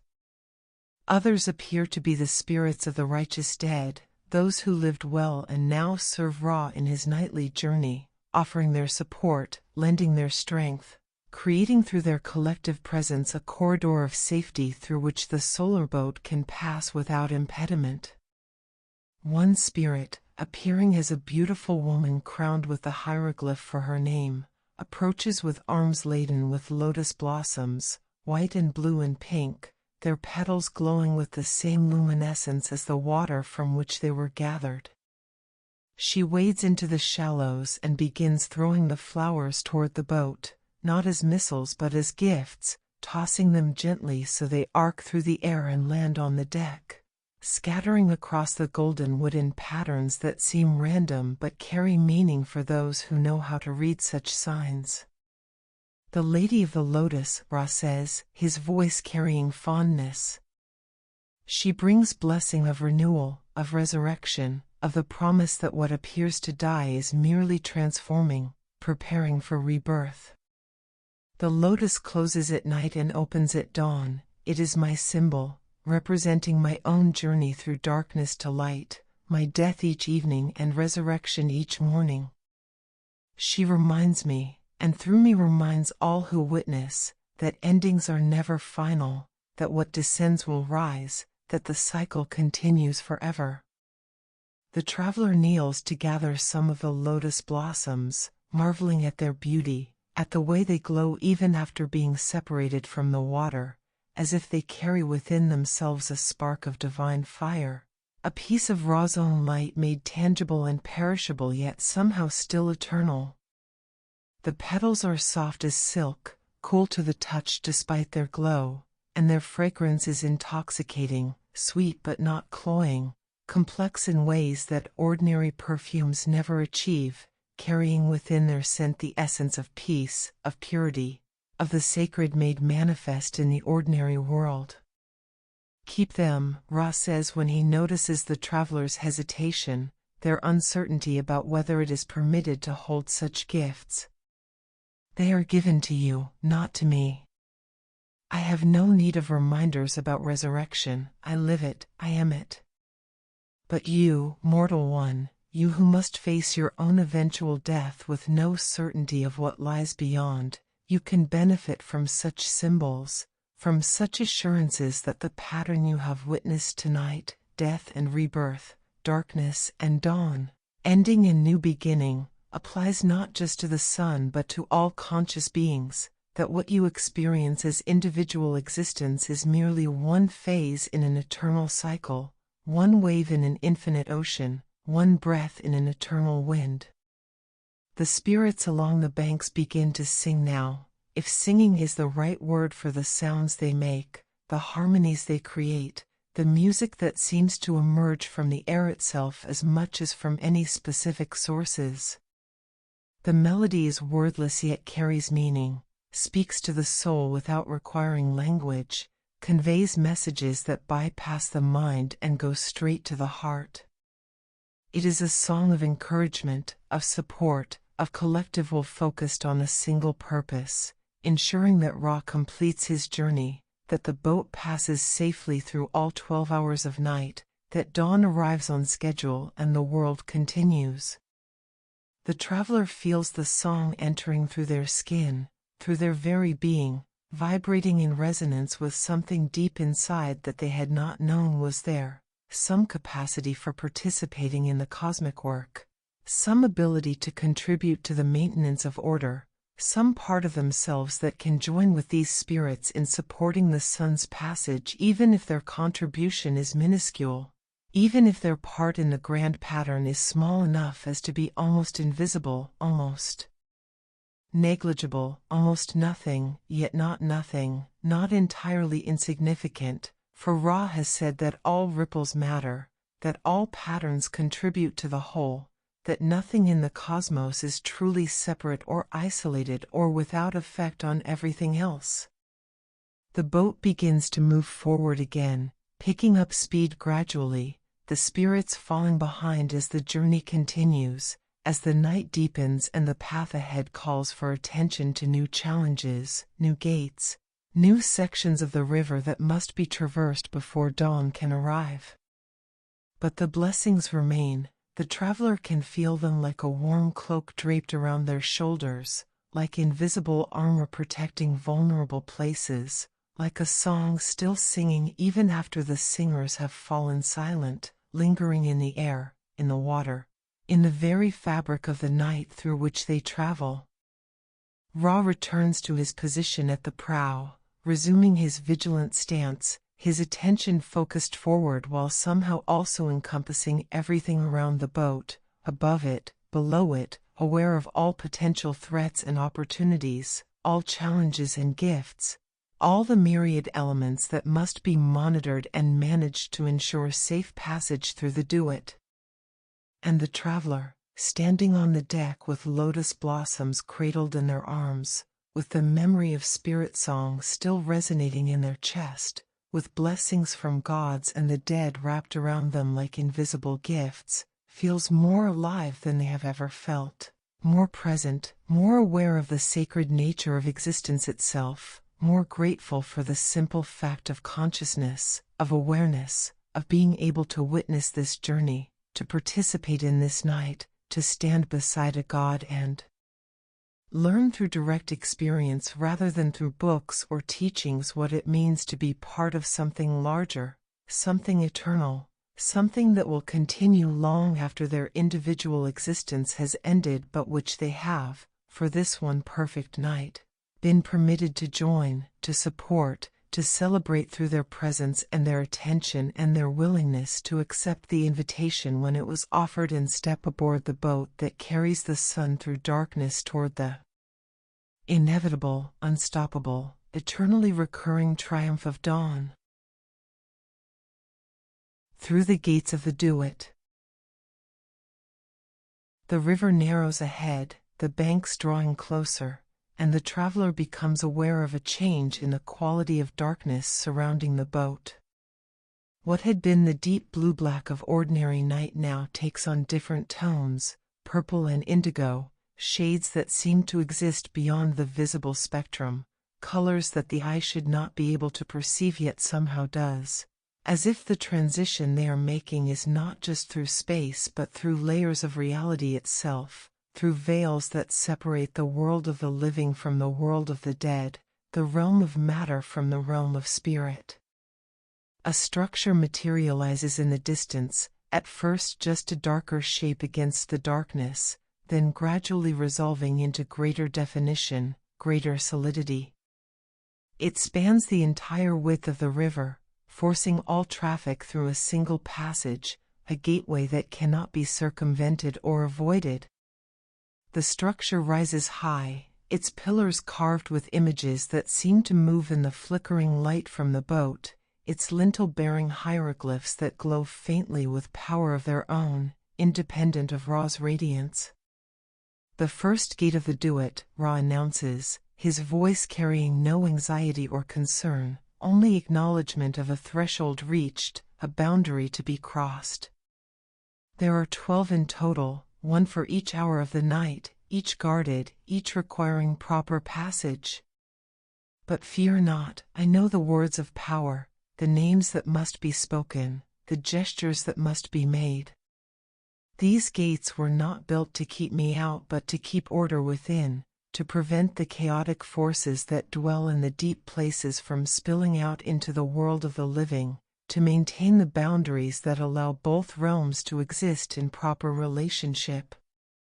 As they approach, the traveler can see the guardian, a massive figure standing before the gate, neither entirely serpent nor entirely humanoid but something that combines elements of both, a being of such evident power that even at a distance, even wrapped in Ra's protection, the traveler feels a thrill of primal fear, the instinctive recognition that they are in the presence of something that could, if it chose, end their existence with less effort than it takes to blink.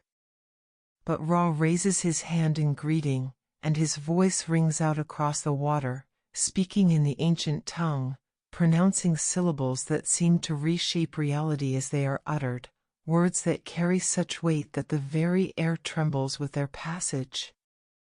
The traveler does not understand the language, cannot parse the individual words, but the meaning comes through nonetheless: identification, assertion of right, declaration of purpose, request for passage couched in terms that acknowledge the guardian's authority while also making clear that denial is not an option, that the sun must pass, that this is cosmic law rather than mere preference.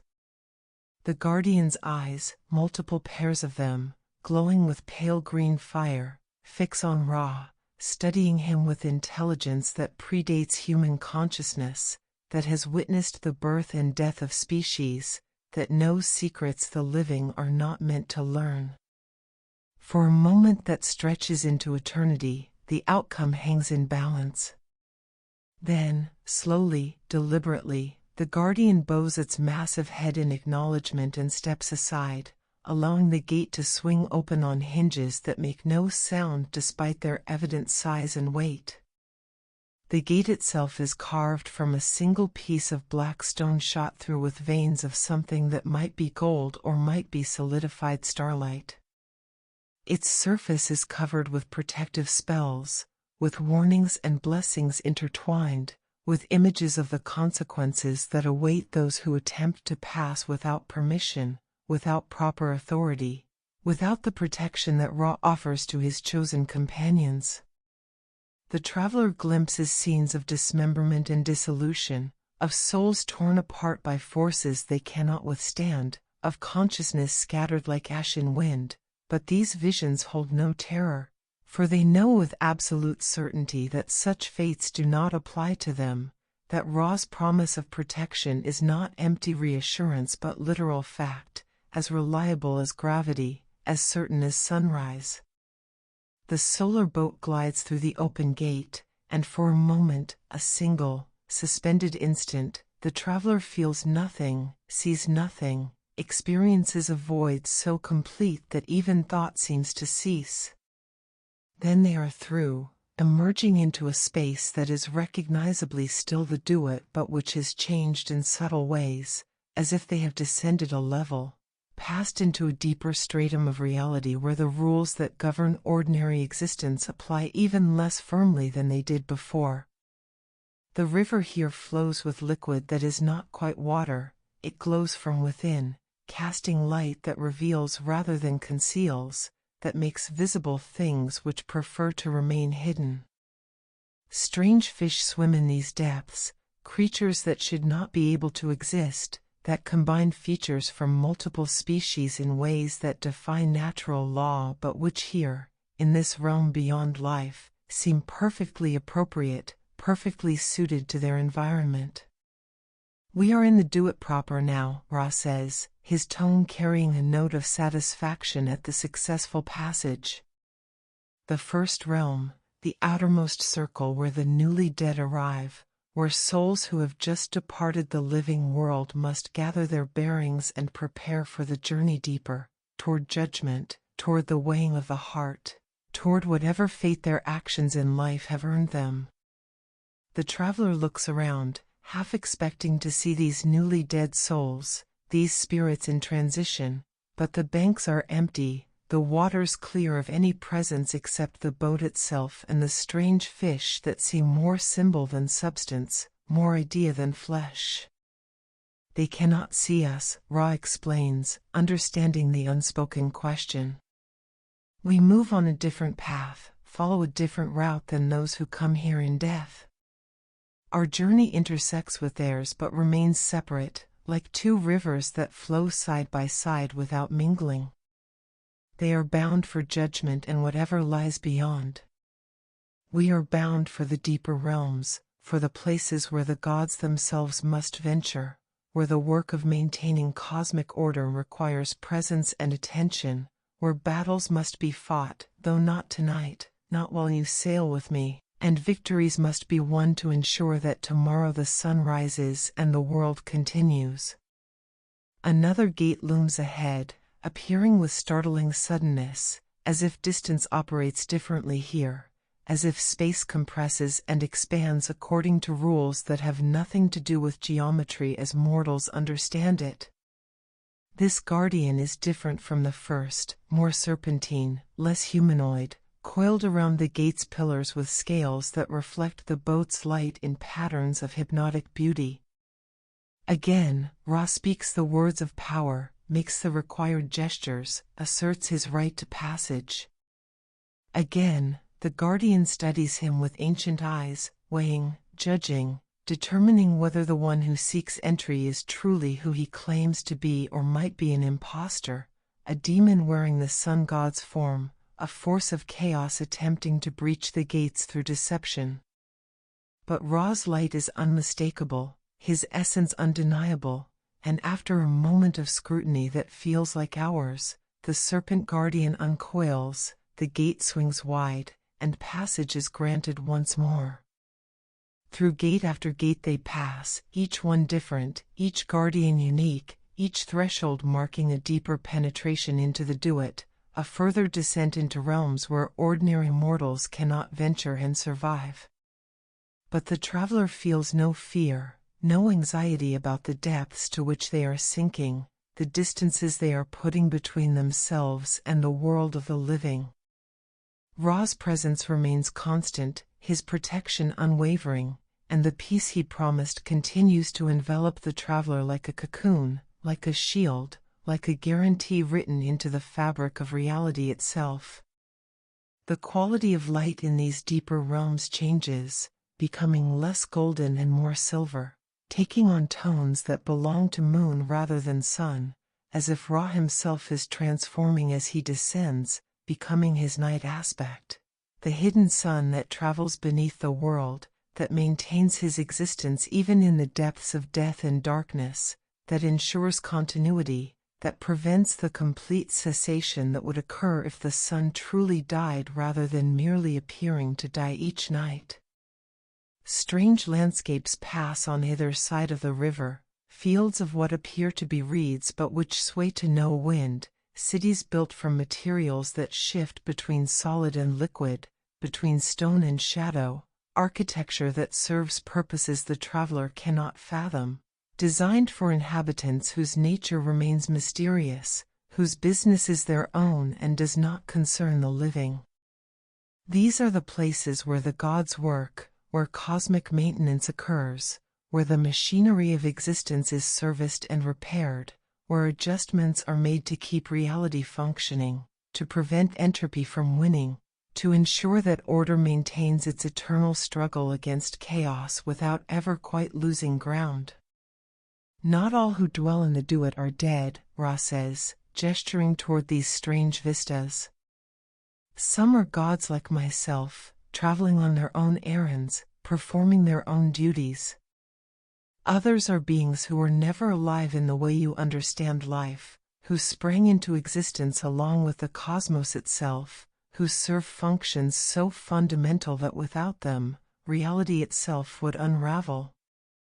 They are the weavers, the guardians, the workers behind the scenes who ensure that the stage upon which all other dramas play out remains stable, remains navigable, remains hospitable to consciousness in all its varied forms.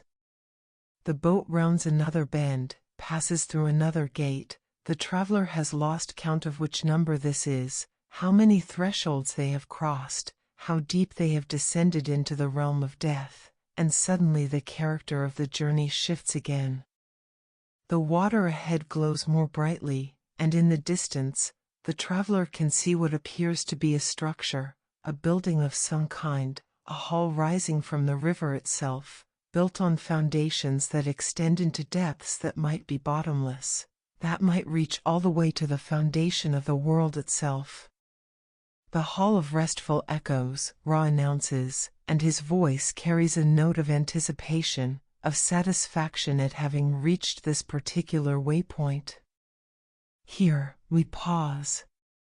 Not long, the journey must continue. Dawn waits for no one, not even for me, but long enough. Long enough for teaching, for wisdom, for the sharing of truths that can only be understood here, in this place, at this depth, surrounded by the accumulated weight of all the deaths that have occurred since the world began, all the transformations that mark the passage from one state of being to another. The boat glides toward the hall, its golden light mixing with the silver glow that emanates from the structure itself, and the traveler prepares to discover what lessons await in this place of echoes, what wisdom Ra wishes to share in the heart of the Duat, what truth must be learned here, in death's domain, that cannot be comprehended in the land of the living. The Hall of Restful Echoes. The hall rises from the waters of the Duat like a dream made solid, like thought given architectural form. Its walls appear to be constructed from something that is neither stone nor metal but partakes of both, surfaces that shimmer with inner light, that seem to absorb and reflect simultaneously, that create the impression of being both transparent and opaque depending on the angle of viewing. Columns support a ceiling that disappears into darkness above, each pillar carved with scenes that move slowly, telling stories without words, depicting cycles and transformations that have occurred since the world began. The boat comes to rest beside what appears to be a dock. Though the structure seems as insubstantial as mist, it holds the vessel firmly, providing stable mooring without the need for ropes or anchors. Ra steps onto this dock with the confidence of one who has visited countless times before, and gestures for the traveler to follow. The surface beneath their feet feels solid yet somehow soft, yielding slightly with each step, creating the sensation of walking on something alive, something responsive to presence. They enter the hall through an archway that requires no door, passing from the open air, if air is the right word for the medium that fills the Duat, into an interior space that defies ordinary spatial logic. The hall appears both vast and intimate, both echoing and hushed, both filled with presence and completely empty. The walls recede into distance that seems impossibly far, yet everything within the space feels close, accessible, within reach. And everywhere, there are echoes. Not sounds exactly, though sound is part of it. These are echoes of a different kind, reverberations of events, memories made tangible, the accumulated residue of all the cycles that have completed themselves, all the journeys from beginning to end and back to beginning again. They drift through the space like visible music, like patterns painted in air, like thoughts that have learned to exist independently of the minds that first conceived them. Ra moves to the center of the hall, where a raised platform provides a place to stand, to teach, to share what must be shared. The traveler follows, and as they climb the few steps to the platform, they become aware of a quality in the air, a vibration that resonates with something deep inside, that awakens awareness of things usually kept buried, truths normally avoided, knowledge that consciousness prefers to keep at arm's length because it is too large, too overwhelming, too fundamental to be comfortably integrated into the small sense of self that most mortals carry through their days. Listen, Ra says, and his voice carries a quality different from before, not commanding, not instructing, but inviting, opening a door and suggesting that stepping through might be worthwhile. Listen to what this place remembers. The traveler closes their eyes, or perhaps their eyes remain open but their perception shifts, turns inward while simultaneously expanding outward, and suddenly they can hear it. Not with ears, but with some deeper faculty, some capacity for perception that ordinarily remains dormant. The echoes resolve themselves into something approaching comprehensible form, and the truths they carry begin to make themselves known. The first echo speaks of cycles, the endless wheel of birth and death and rebirth that governs not just individual lives but entire civilizations, entire worlds, entire universes. Ra himself embodies this cycle, dying each night and being reborn each dawn, demonstrating through his own existence that what appears to end is merely transforming, preparing for renewal. The echo carries images, seeds dying in earth to become plants, plants dying to become seeds, the eternal exchange between potential and manifestation, between being and becoming. The cycle is not punishment, Ra says, his voice blending with the echo, becoming part of it, amplifying its message. It is not evidence of failure or inadequacy, not a trap from which you must escape. The cycle is the nature of existence itself, the breath that must be exhaled before it can be inhaled again, the wave that must retreat before it can advance, the sun that must set before it can rise. To resist the cycle is to resist life itself. To flow with it, to accept it, to celebrate it even in its difficult phases, this is wisdom. Another echo emerges, this one carrying vibrations that speak of balance, of the delicate equilibrium that must be maintained between opposing forces. Light and darkness, life and death, order and chaos, not enemies locked in eternal combat but partners in an intricate dance, each necessary for the other to exist, each defining the other through contrast, each creating the space in which the other can manifest. There is no light without darkness to define it, Ra continues, gesturing around the hall where silver and gold illumination create patterns of shadow and brightness in equal measure. There is no life without death to give it meaning, to make each moment precious because moments are finite, because time does not extend forever, because the opportunity to experience, to love, to create exists only within the narrow window between birth and death. Those who seek to eliminate death, to live forever in unchanging form, do not understand. They are not seeking life but its opposite, not existence but stagnation, not being but a kind of living death far worse than the honest ending that allows transformation, that opens the door to what comes next. The traveler feels these truths settling into their consciousness, not as abstract concepts but as lived understanding, as knowledge that integrates with their very being, becoming part of who they are rather than something they merely know about. The hall facilitates this integration, its echoes serving as catalysts, as vehicles through which wisdom can flow directly from experience to understanding without the usual filters of fear and resistance. A third echo speaks now, and this one carries the weight of countless lives, countless deaths, countless passages through the stages of existence.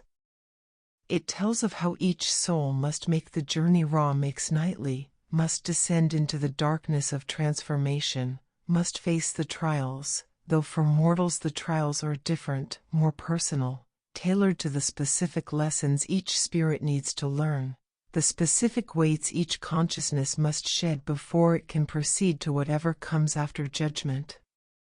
You fear death, Ra says, and it is not accusation but simple observation, acknowledgement of a truth so universal among mortals that it requires no verification. All the living fear it, even those who claim otherwise, even those who seek it as escape from suffering. The fear is natural. Consciousness clings to existence, fights dissolution, resists the unknown with every fiber of its being. But the fear is also unnecessary, born from misunderstanding, from the illusion that you are only this body, only this personality, only this narrow slice of awareness that identifies itself with a name and a history and a collection of memories and preferences. He pauses, allowing the echo to fill the space between his words, to add its own weight and meaning to what he is teaching. You are more than this, Ra continues, his voice gaining intensity without becoming loud, carrying conviction that comes from direct knowledge rather than mere belief. You are consciousness itself wearing a temporary form, spirit expressing itself through flesh, the infinite experiencing itself as the finite. Death is not the end of you, it is only the end of this particular configuration, this specific way of being conscious, this individual expression of the eternal awareness that underlies all existence. When the body fails and the personality dissolves, when the memories fade and the preferences cease to matter, what remains is what you truly are, pure consciousness, undifferentiated awareness, the witness that has been watching all along, that will continue watching after this particular show has ended. The echoes crescendo, multiple voices speaking simultaneously, creating harmonies that penetrate to the core of being, that shake loose attachments and fears that have been held for lifetimes, that have been carried like invisible weights dragging consciousness down, limiting its movement, restricting its freedom. This is why I bring you here, Ra says, gesturing around the hall with both arms, encompassing the entire space with its echoes and emanations, its accumulated wisdom and preserved memories. Not to frighten you with reminders of mortality, not to burden you with awareness of cycles you cannot control. I bring you here so you can hear what the dead know, so you can learn what only death can teach, so you can carry back to the land of the living a perspective that might ease your journey through that land, that might allow you to hold life more lightly, to love more freely, to create more boldly, knowing that nothing is truly permanent, that all forms dissolve eventually, but that dissolution is not destruction, it is liberation, transformation, the necessary prerequisite for renewal. The traveler stands on the platform, absorbing these truths, feeling them integrate, feeling old fears loosening their grip, feeling perspectives shifting in ways that will take days or weeks or years to fully comprehend, but which are already beginning their work, already changing the fundamental way consciousness relates to its own existence. A fourth echo emerges, the most powerful yet, and this one speaks of love. Not the possessive, fearful love that clings and demands and seeks to prevent loss through control, but the love that Ra himself embodies, the love that gives without expectation of return, that creates without demanding credit, that illuminates without judgment, that simply is, like the sun itself, shining on just and unjust alike, warming all who come within its range, asking nothing, requiring nothing, offering everything simply because offering is its nature. This is the love that survives death, Ra says, and his voice carries a tenderness that might bring tears if the moment were not too profound for such simple expressions of emotion. Not attachment to specific forms, those will all dissolve, all transform, all pass away. But the love itself, the capacity for connection, the recognition of consciousness in another, the joy of witnessing beauty, the gratitude for existence, this persists. This is what you carry through death and beyond, what you bring to whatever realm awaits after the heart is weighed, after judgment is rendered, after the journey through the Duat reaches its destination. The echoes begin to fade now, their work done, their message delivered.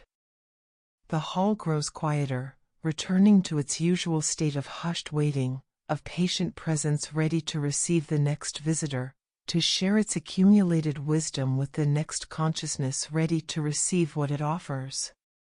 But the teachings remain, embedded now in the traveler's awareness, woven into their understanding, permanent gifts that will influence every moment of the existence that remains to them, however long or short that might be. Ra descends from the platform, and the traveler follows, both moving in silence back toward the archway, back toward the boat that waits to continue the journey. As they walk, the traveler notices that the lotus blossoms they still carry have changed, not withered, but transformed, their petals now glowing with patterns that mirror the echoes they have just witnessed, as if the flowers have absorbed and recorded the teachings, as if they will serve as reminders, as anchors for memory when ordinary consciousness returns and the full impact of this night begins to fade as dreams fade upon waking. They board the solar boat once more, settling onto the deck that feels more familiar now, more like home than like foreign territory. The hull recedes as the boat pulls away, but its presence remains, its echoes still resonating, its wisdom still working its slow transformation in the depths of consciousness where such work occurs beyond the reach of thought or analysis. The night is not yet over, Ra says, resuming his position at the prow, his gaze turning once more toward the darkness ahead. We have more gates to pass, more sections of the Duat to traverse. But the deepest part is behind us now.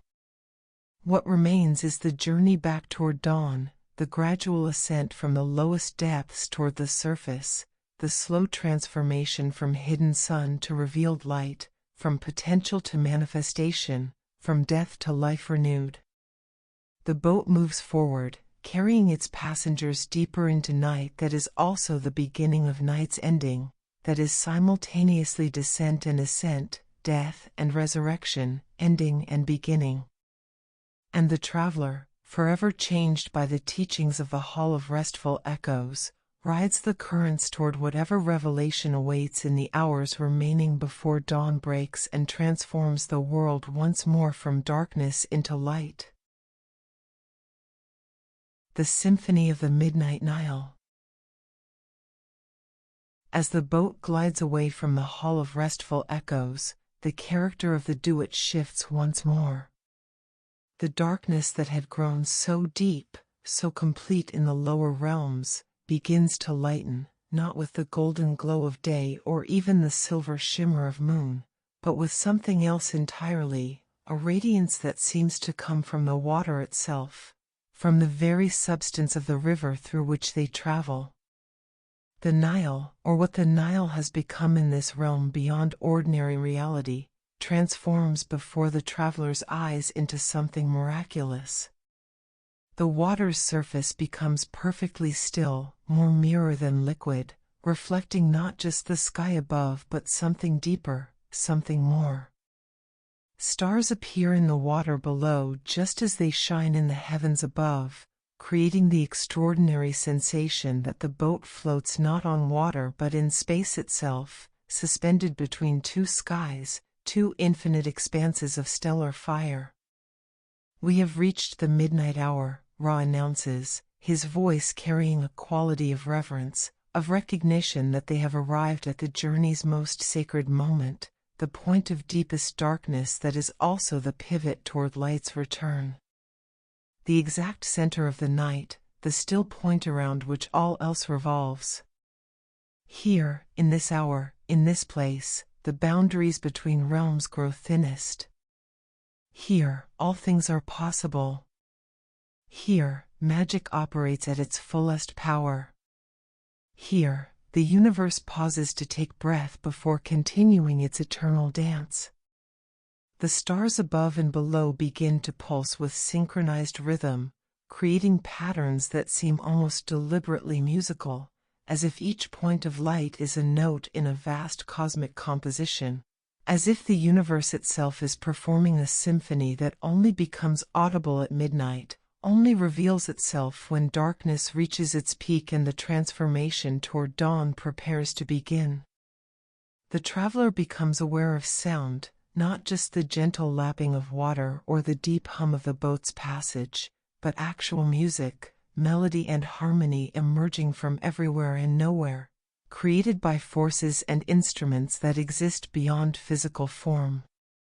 It begins softly, barely audible, like the first stirrings of wind before a storm, like the distant approach of something vast and wonderful. The stars sing. Each one contributes its own voice, its own tone, its own particular frequency to the growing composition.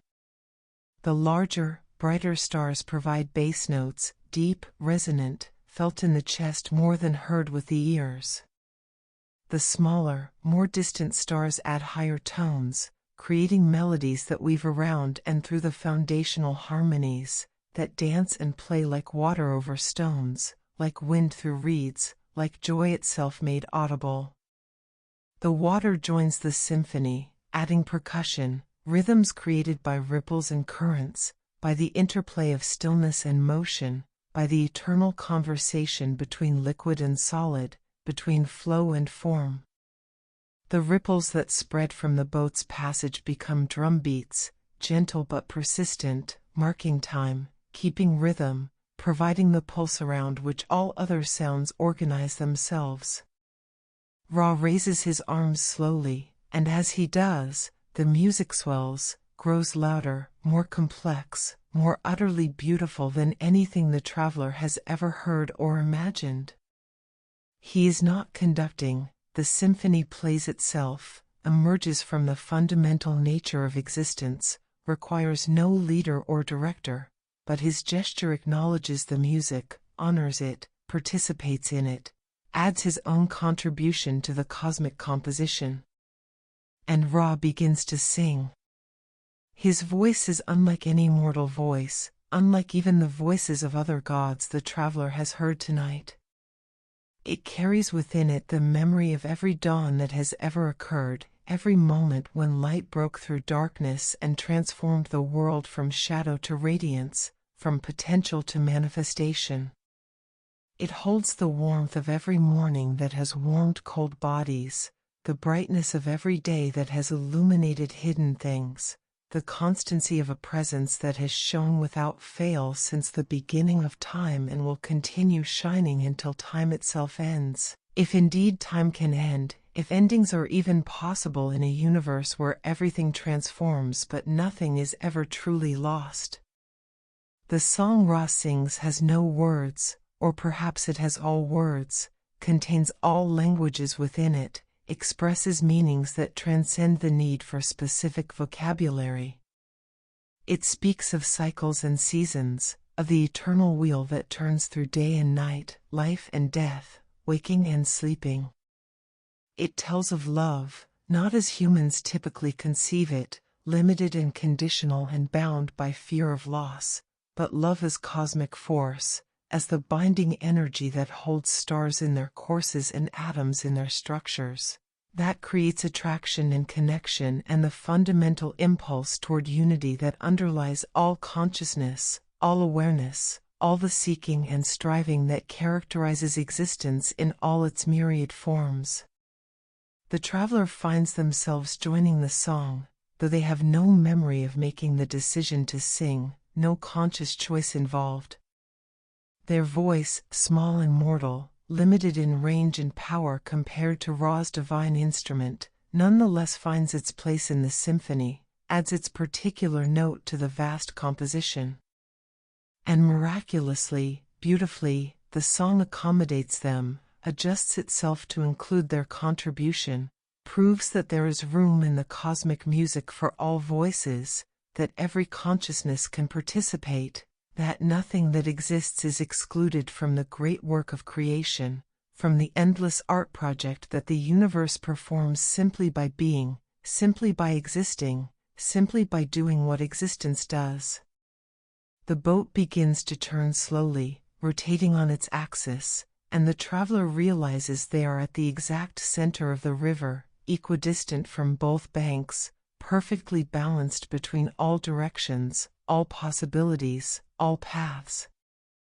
Above and below, the stars wheel around them, creating the impression that they are not merely on a river but at the axis of the cosmos itself, the still point around which everything else revolves.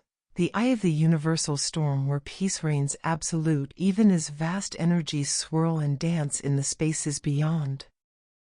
The music continues to build, layer upon layer, each new voice adding depth and complexity without creating chaos or confusion.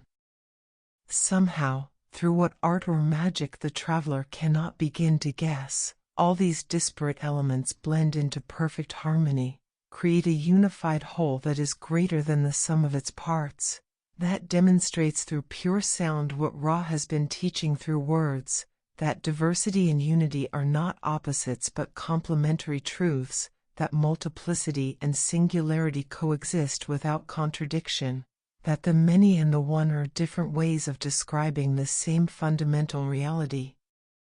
The traveler looks down into the water mirror beneath the boat and sees not just their own reflection but something more, something deeper.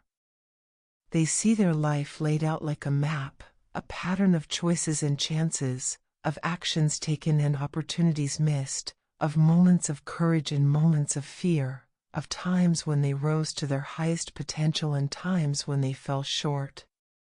But the pattern is not judged, it simply is, exists without condemnation or praise, displayed in neutral observation, witnessed without evaluation.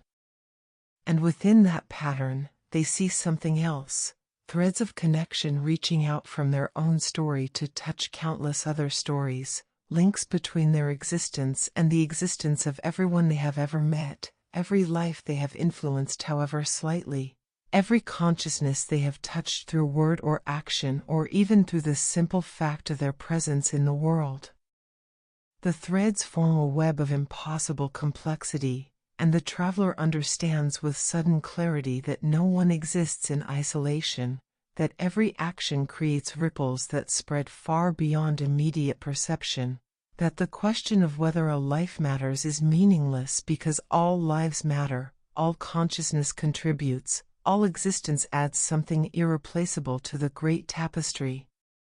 The music reaches a crescendo, not loud, not overwhelming, but complete, perfect, the resolution of all the building tension into a moment of such utter harmony that it seems the universe itself must surely pause to witness, to honor, to celebrate this peak of beauty, this instant when all forces align and creation reveals itself in its truest, most magnificent form. And in that moment, the traveler experiences something that defies description, that transcends language, that can only be known through direct experience and never adequately conveyed to those who have not felt it themselves. They are simultaneously themselves and raw, individual and universal, finite and infinite. They are the boat and the river, the stars above and the stars below, the music and the silence that contains it. They are every being that has ever existed and the consciousness that witnesses all existence. They are the drop of water and the ocean, the note and the symphony, the moment and eternity.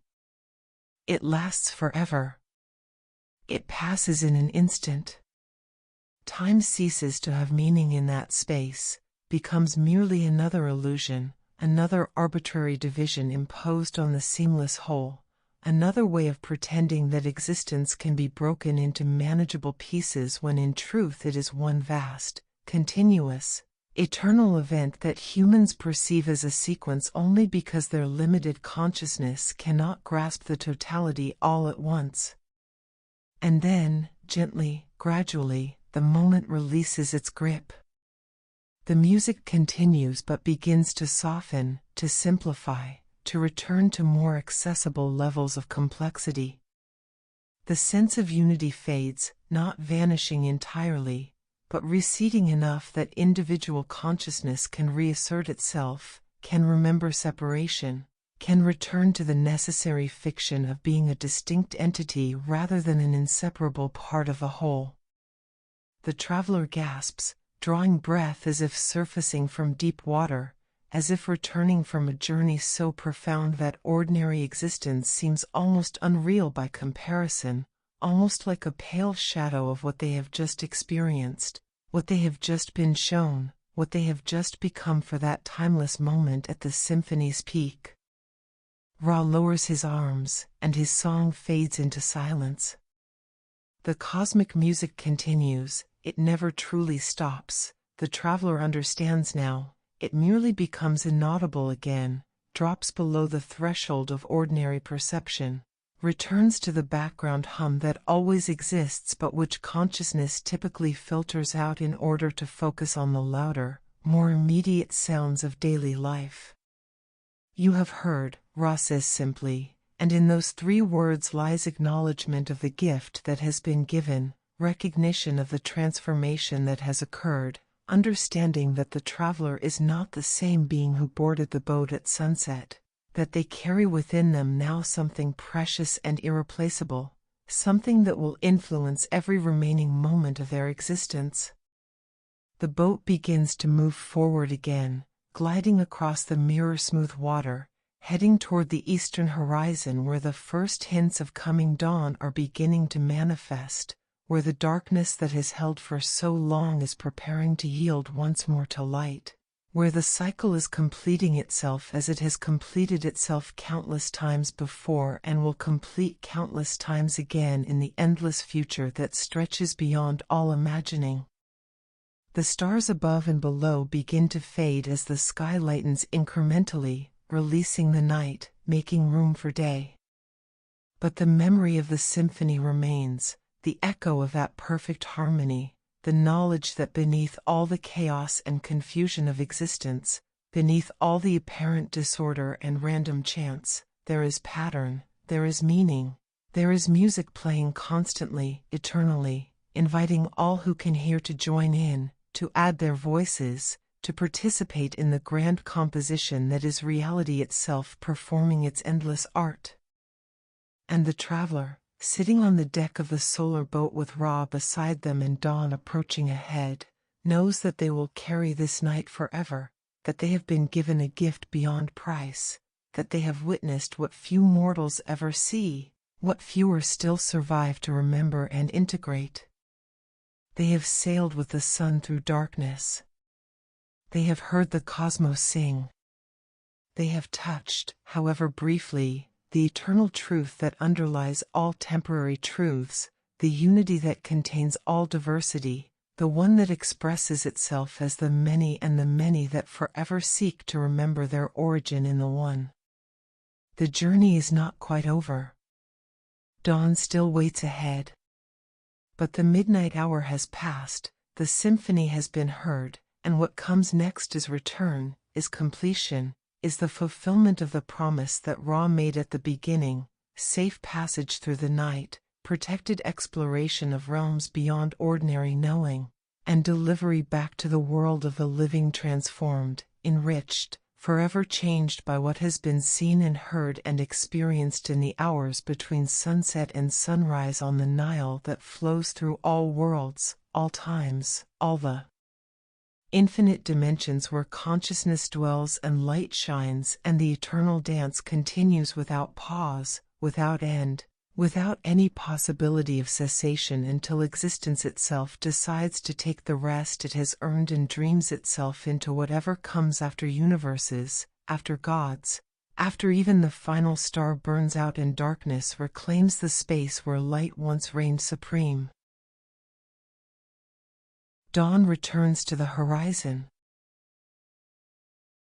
The first hint of coming dawn appears as the faintest lightening of the eastern sky, so subtle that at first the traveler thinks they might be imagining it, might be projecting their hope for morning onto darkness that remains as deep as it has been throughout the journey.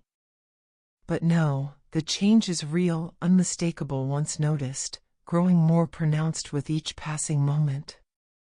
The black of deepest night softens to indigo, then to the purple that belongs to the hour before sunrise, then to the first tentative suggestions of blue.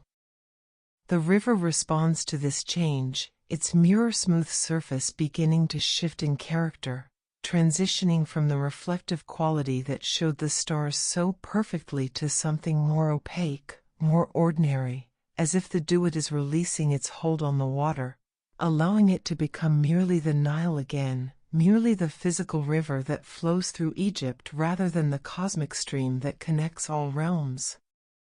Ra stands at the prow, and the traveler notices that he too is transforming.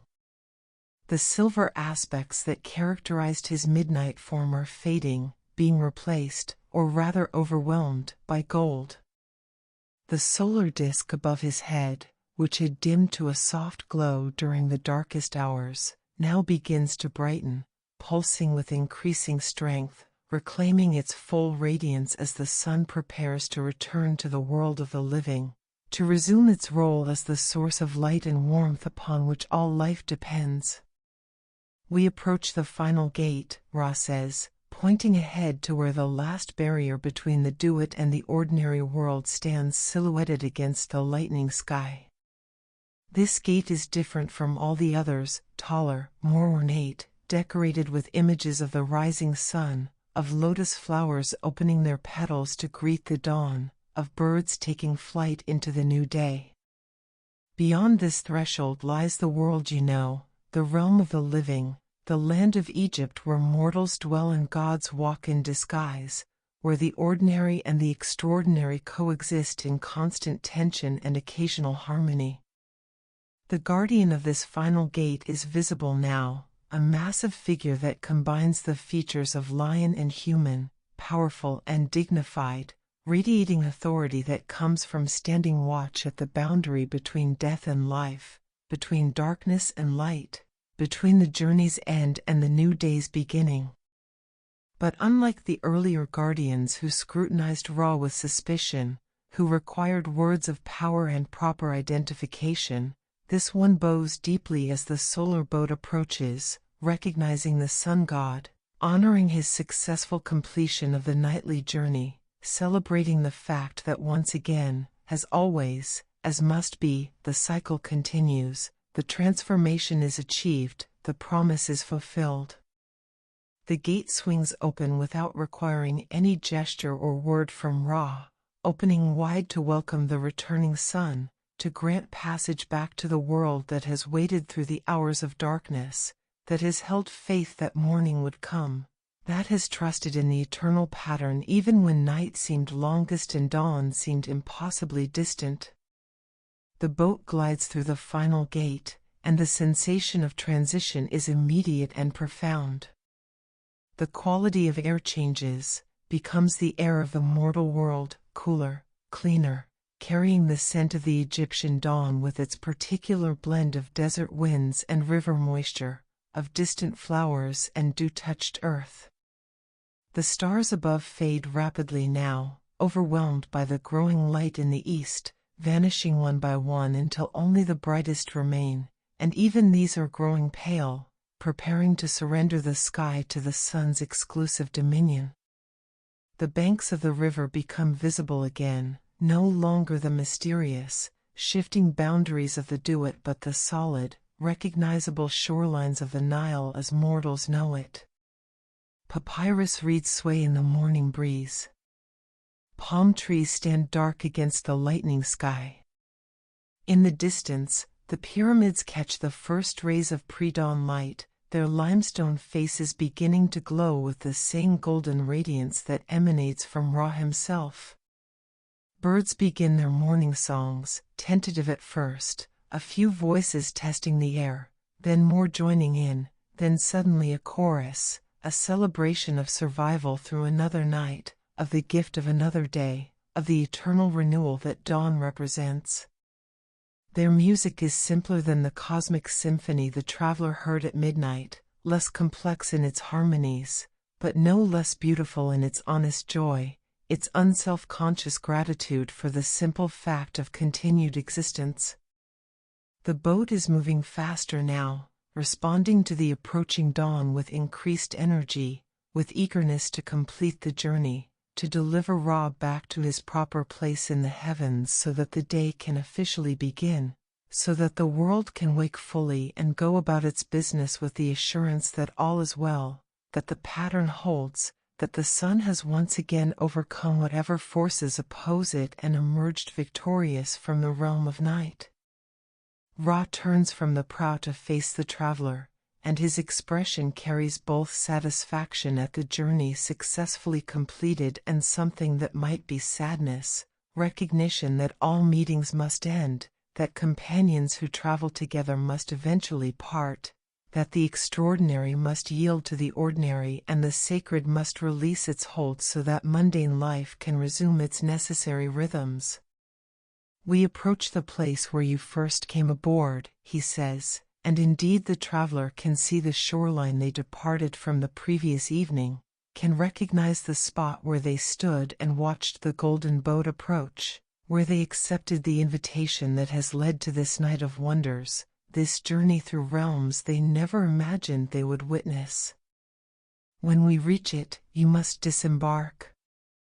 My path leads upward, into the sky, to begin the day journey across the heavens.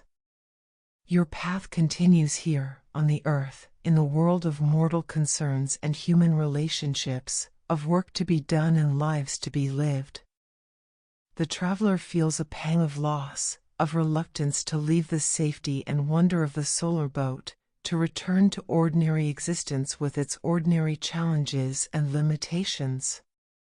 But beneath that reluctance lies understanding. The journey was always meant to be temporary, a gift for one night, an experience to be treasured and integrated but not clung to, not used as an excuse to avoid the life that continues in the waking world.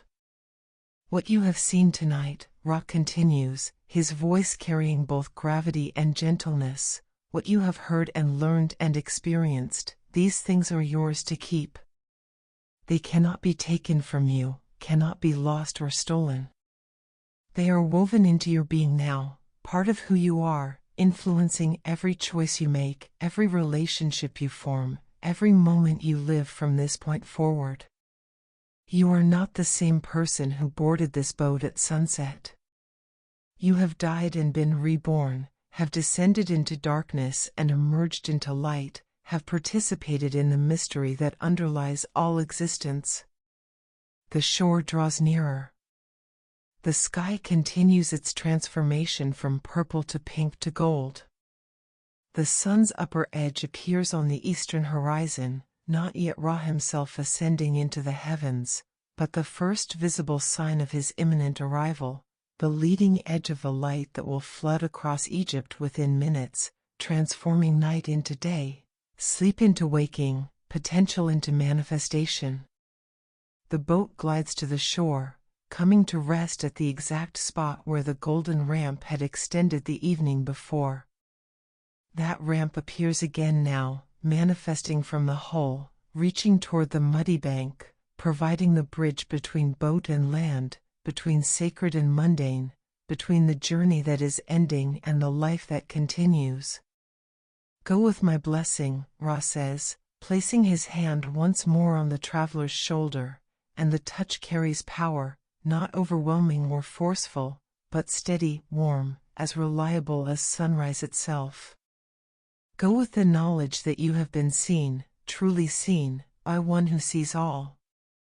Go with the certainty that your existence matters, that your consciousness contributes to the great work, that your presence in the world makes a difference even if you never understand exactly how or why. Go with peace, with courage, with the memory of this night to sustain you through whatever challenges await. The traveler bows deeply, unable to find words adequate to express their gratitude, their awe, their recognition that they have been given something beyond all price, something that no amount of gold or power or earthly achievement could purchase. But Ra simply smiles, understanding without requiring expression, accepting the unspoken thanks with the same grace he has shown throughout the entire journey. The traveler descends the ramp on legs that feel both more solid and less real than they did when climbing aboard, more solid because they have returned to the physical world where weight and substance matter, less real because they have experienced realms where flesh is optional, where consciousness can exist without being bound to any particular form.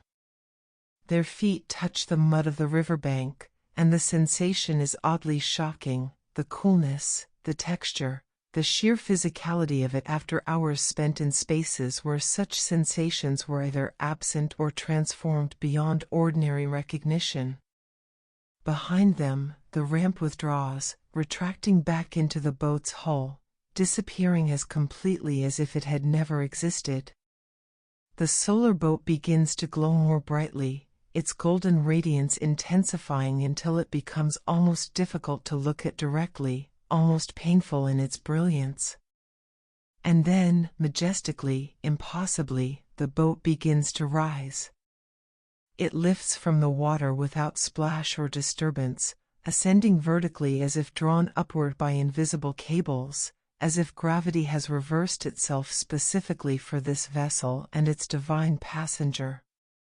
Higher and higher it rises, gaining speed as it climbs, and as it ascends, it begins to shrink, not actually becoming smaller, the traveler understands, but rather moving away so rapidly that distance creates the illusion of diminishment.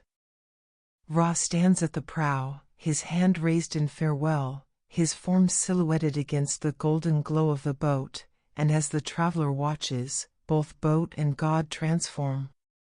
The vessel becomes a sphere, becomes the sun itself, becomes the burning disk that will arc across the sky throughout the day, providing light and warmth to all who dwell below.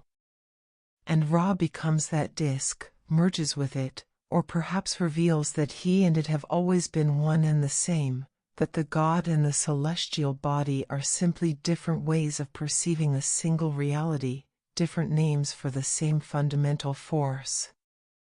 The sun clears the horizon, and its rays spread across the land with almost tangible force, painting everything gold, banishing the last shadows of night, announcing with silent certainty that a new day has begun, that the cycle has completed itself once more, that all is as it should be in the grand pattern that governs existence. The traveler stands on the riverbank, feet in the mud, face turned toward the rising sun, feeling its warmth on their skin, its light in their eyes. They are holding something. They look down and see the lotus blossoms, still fresh, still glowing faintly with their own inner light, physical evidence that the night's journey was real, that the experiences were actual rather than imagined, that they truly sailed with Ra through the Duat and back again. Around them, the world awakens. Fishermen push their boats into the water, beginning their daily work. Women come to the river to fill their vessels, to wash their clothes, to perform the tasks that sustain life in this ancient land. Children run and play, their laughter carrying across the water, innocent and joyful, unaware of the divine drama that unfolded here mere hours before.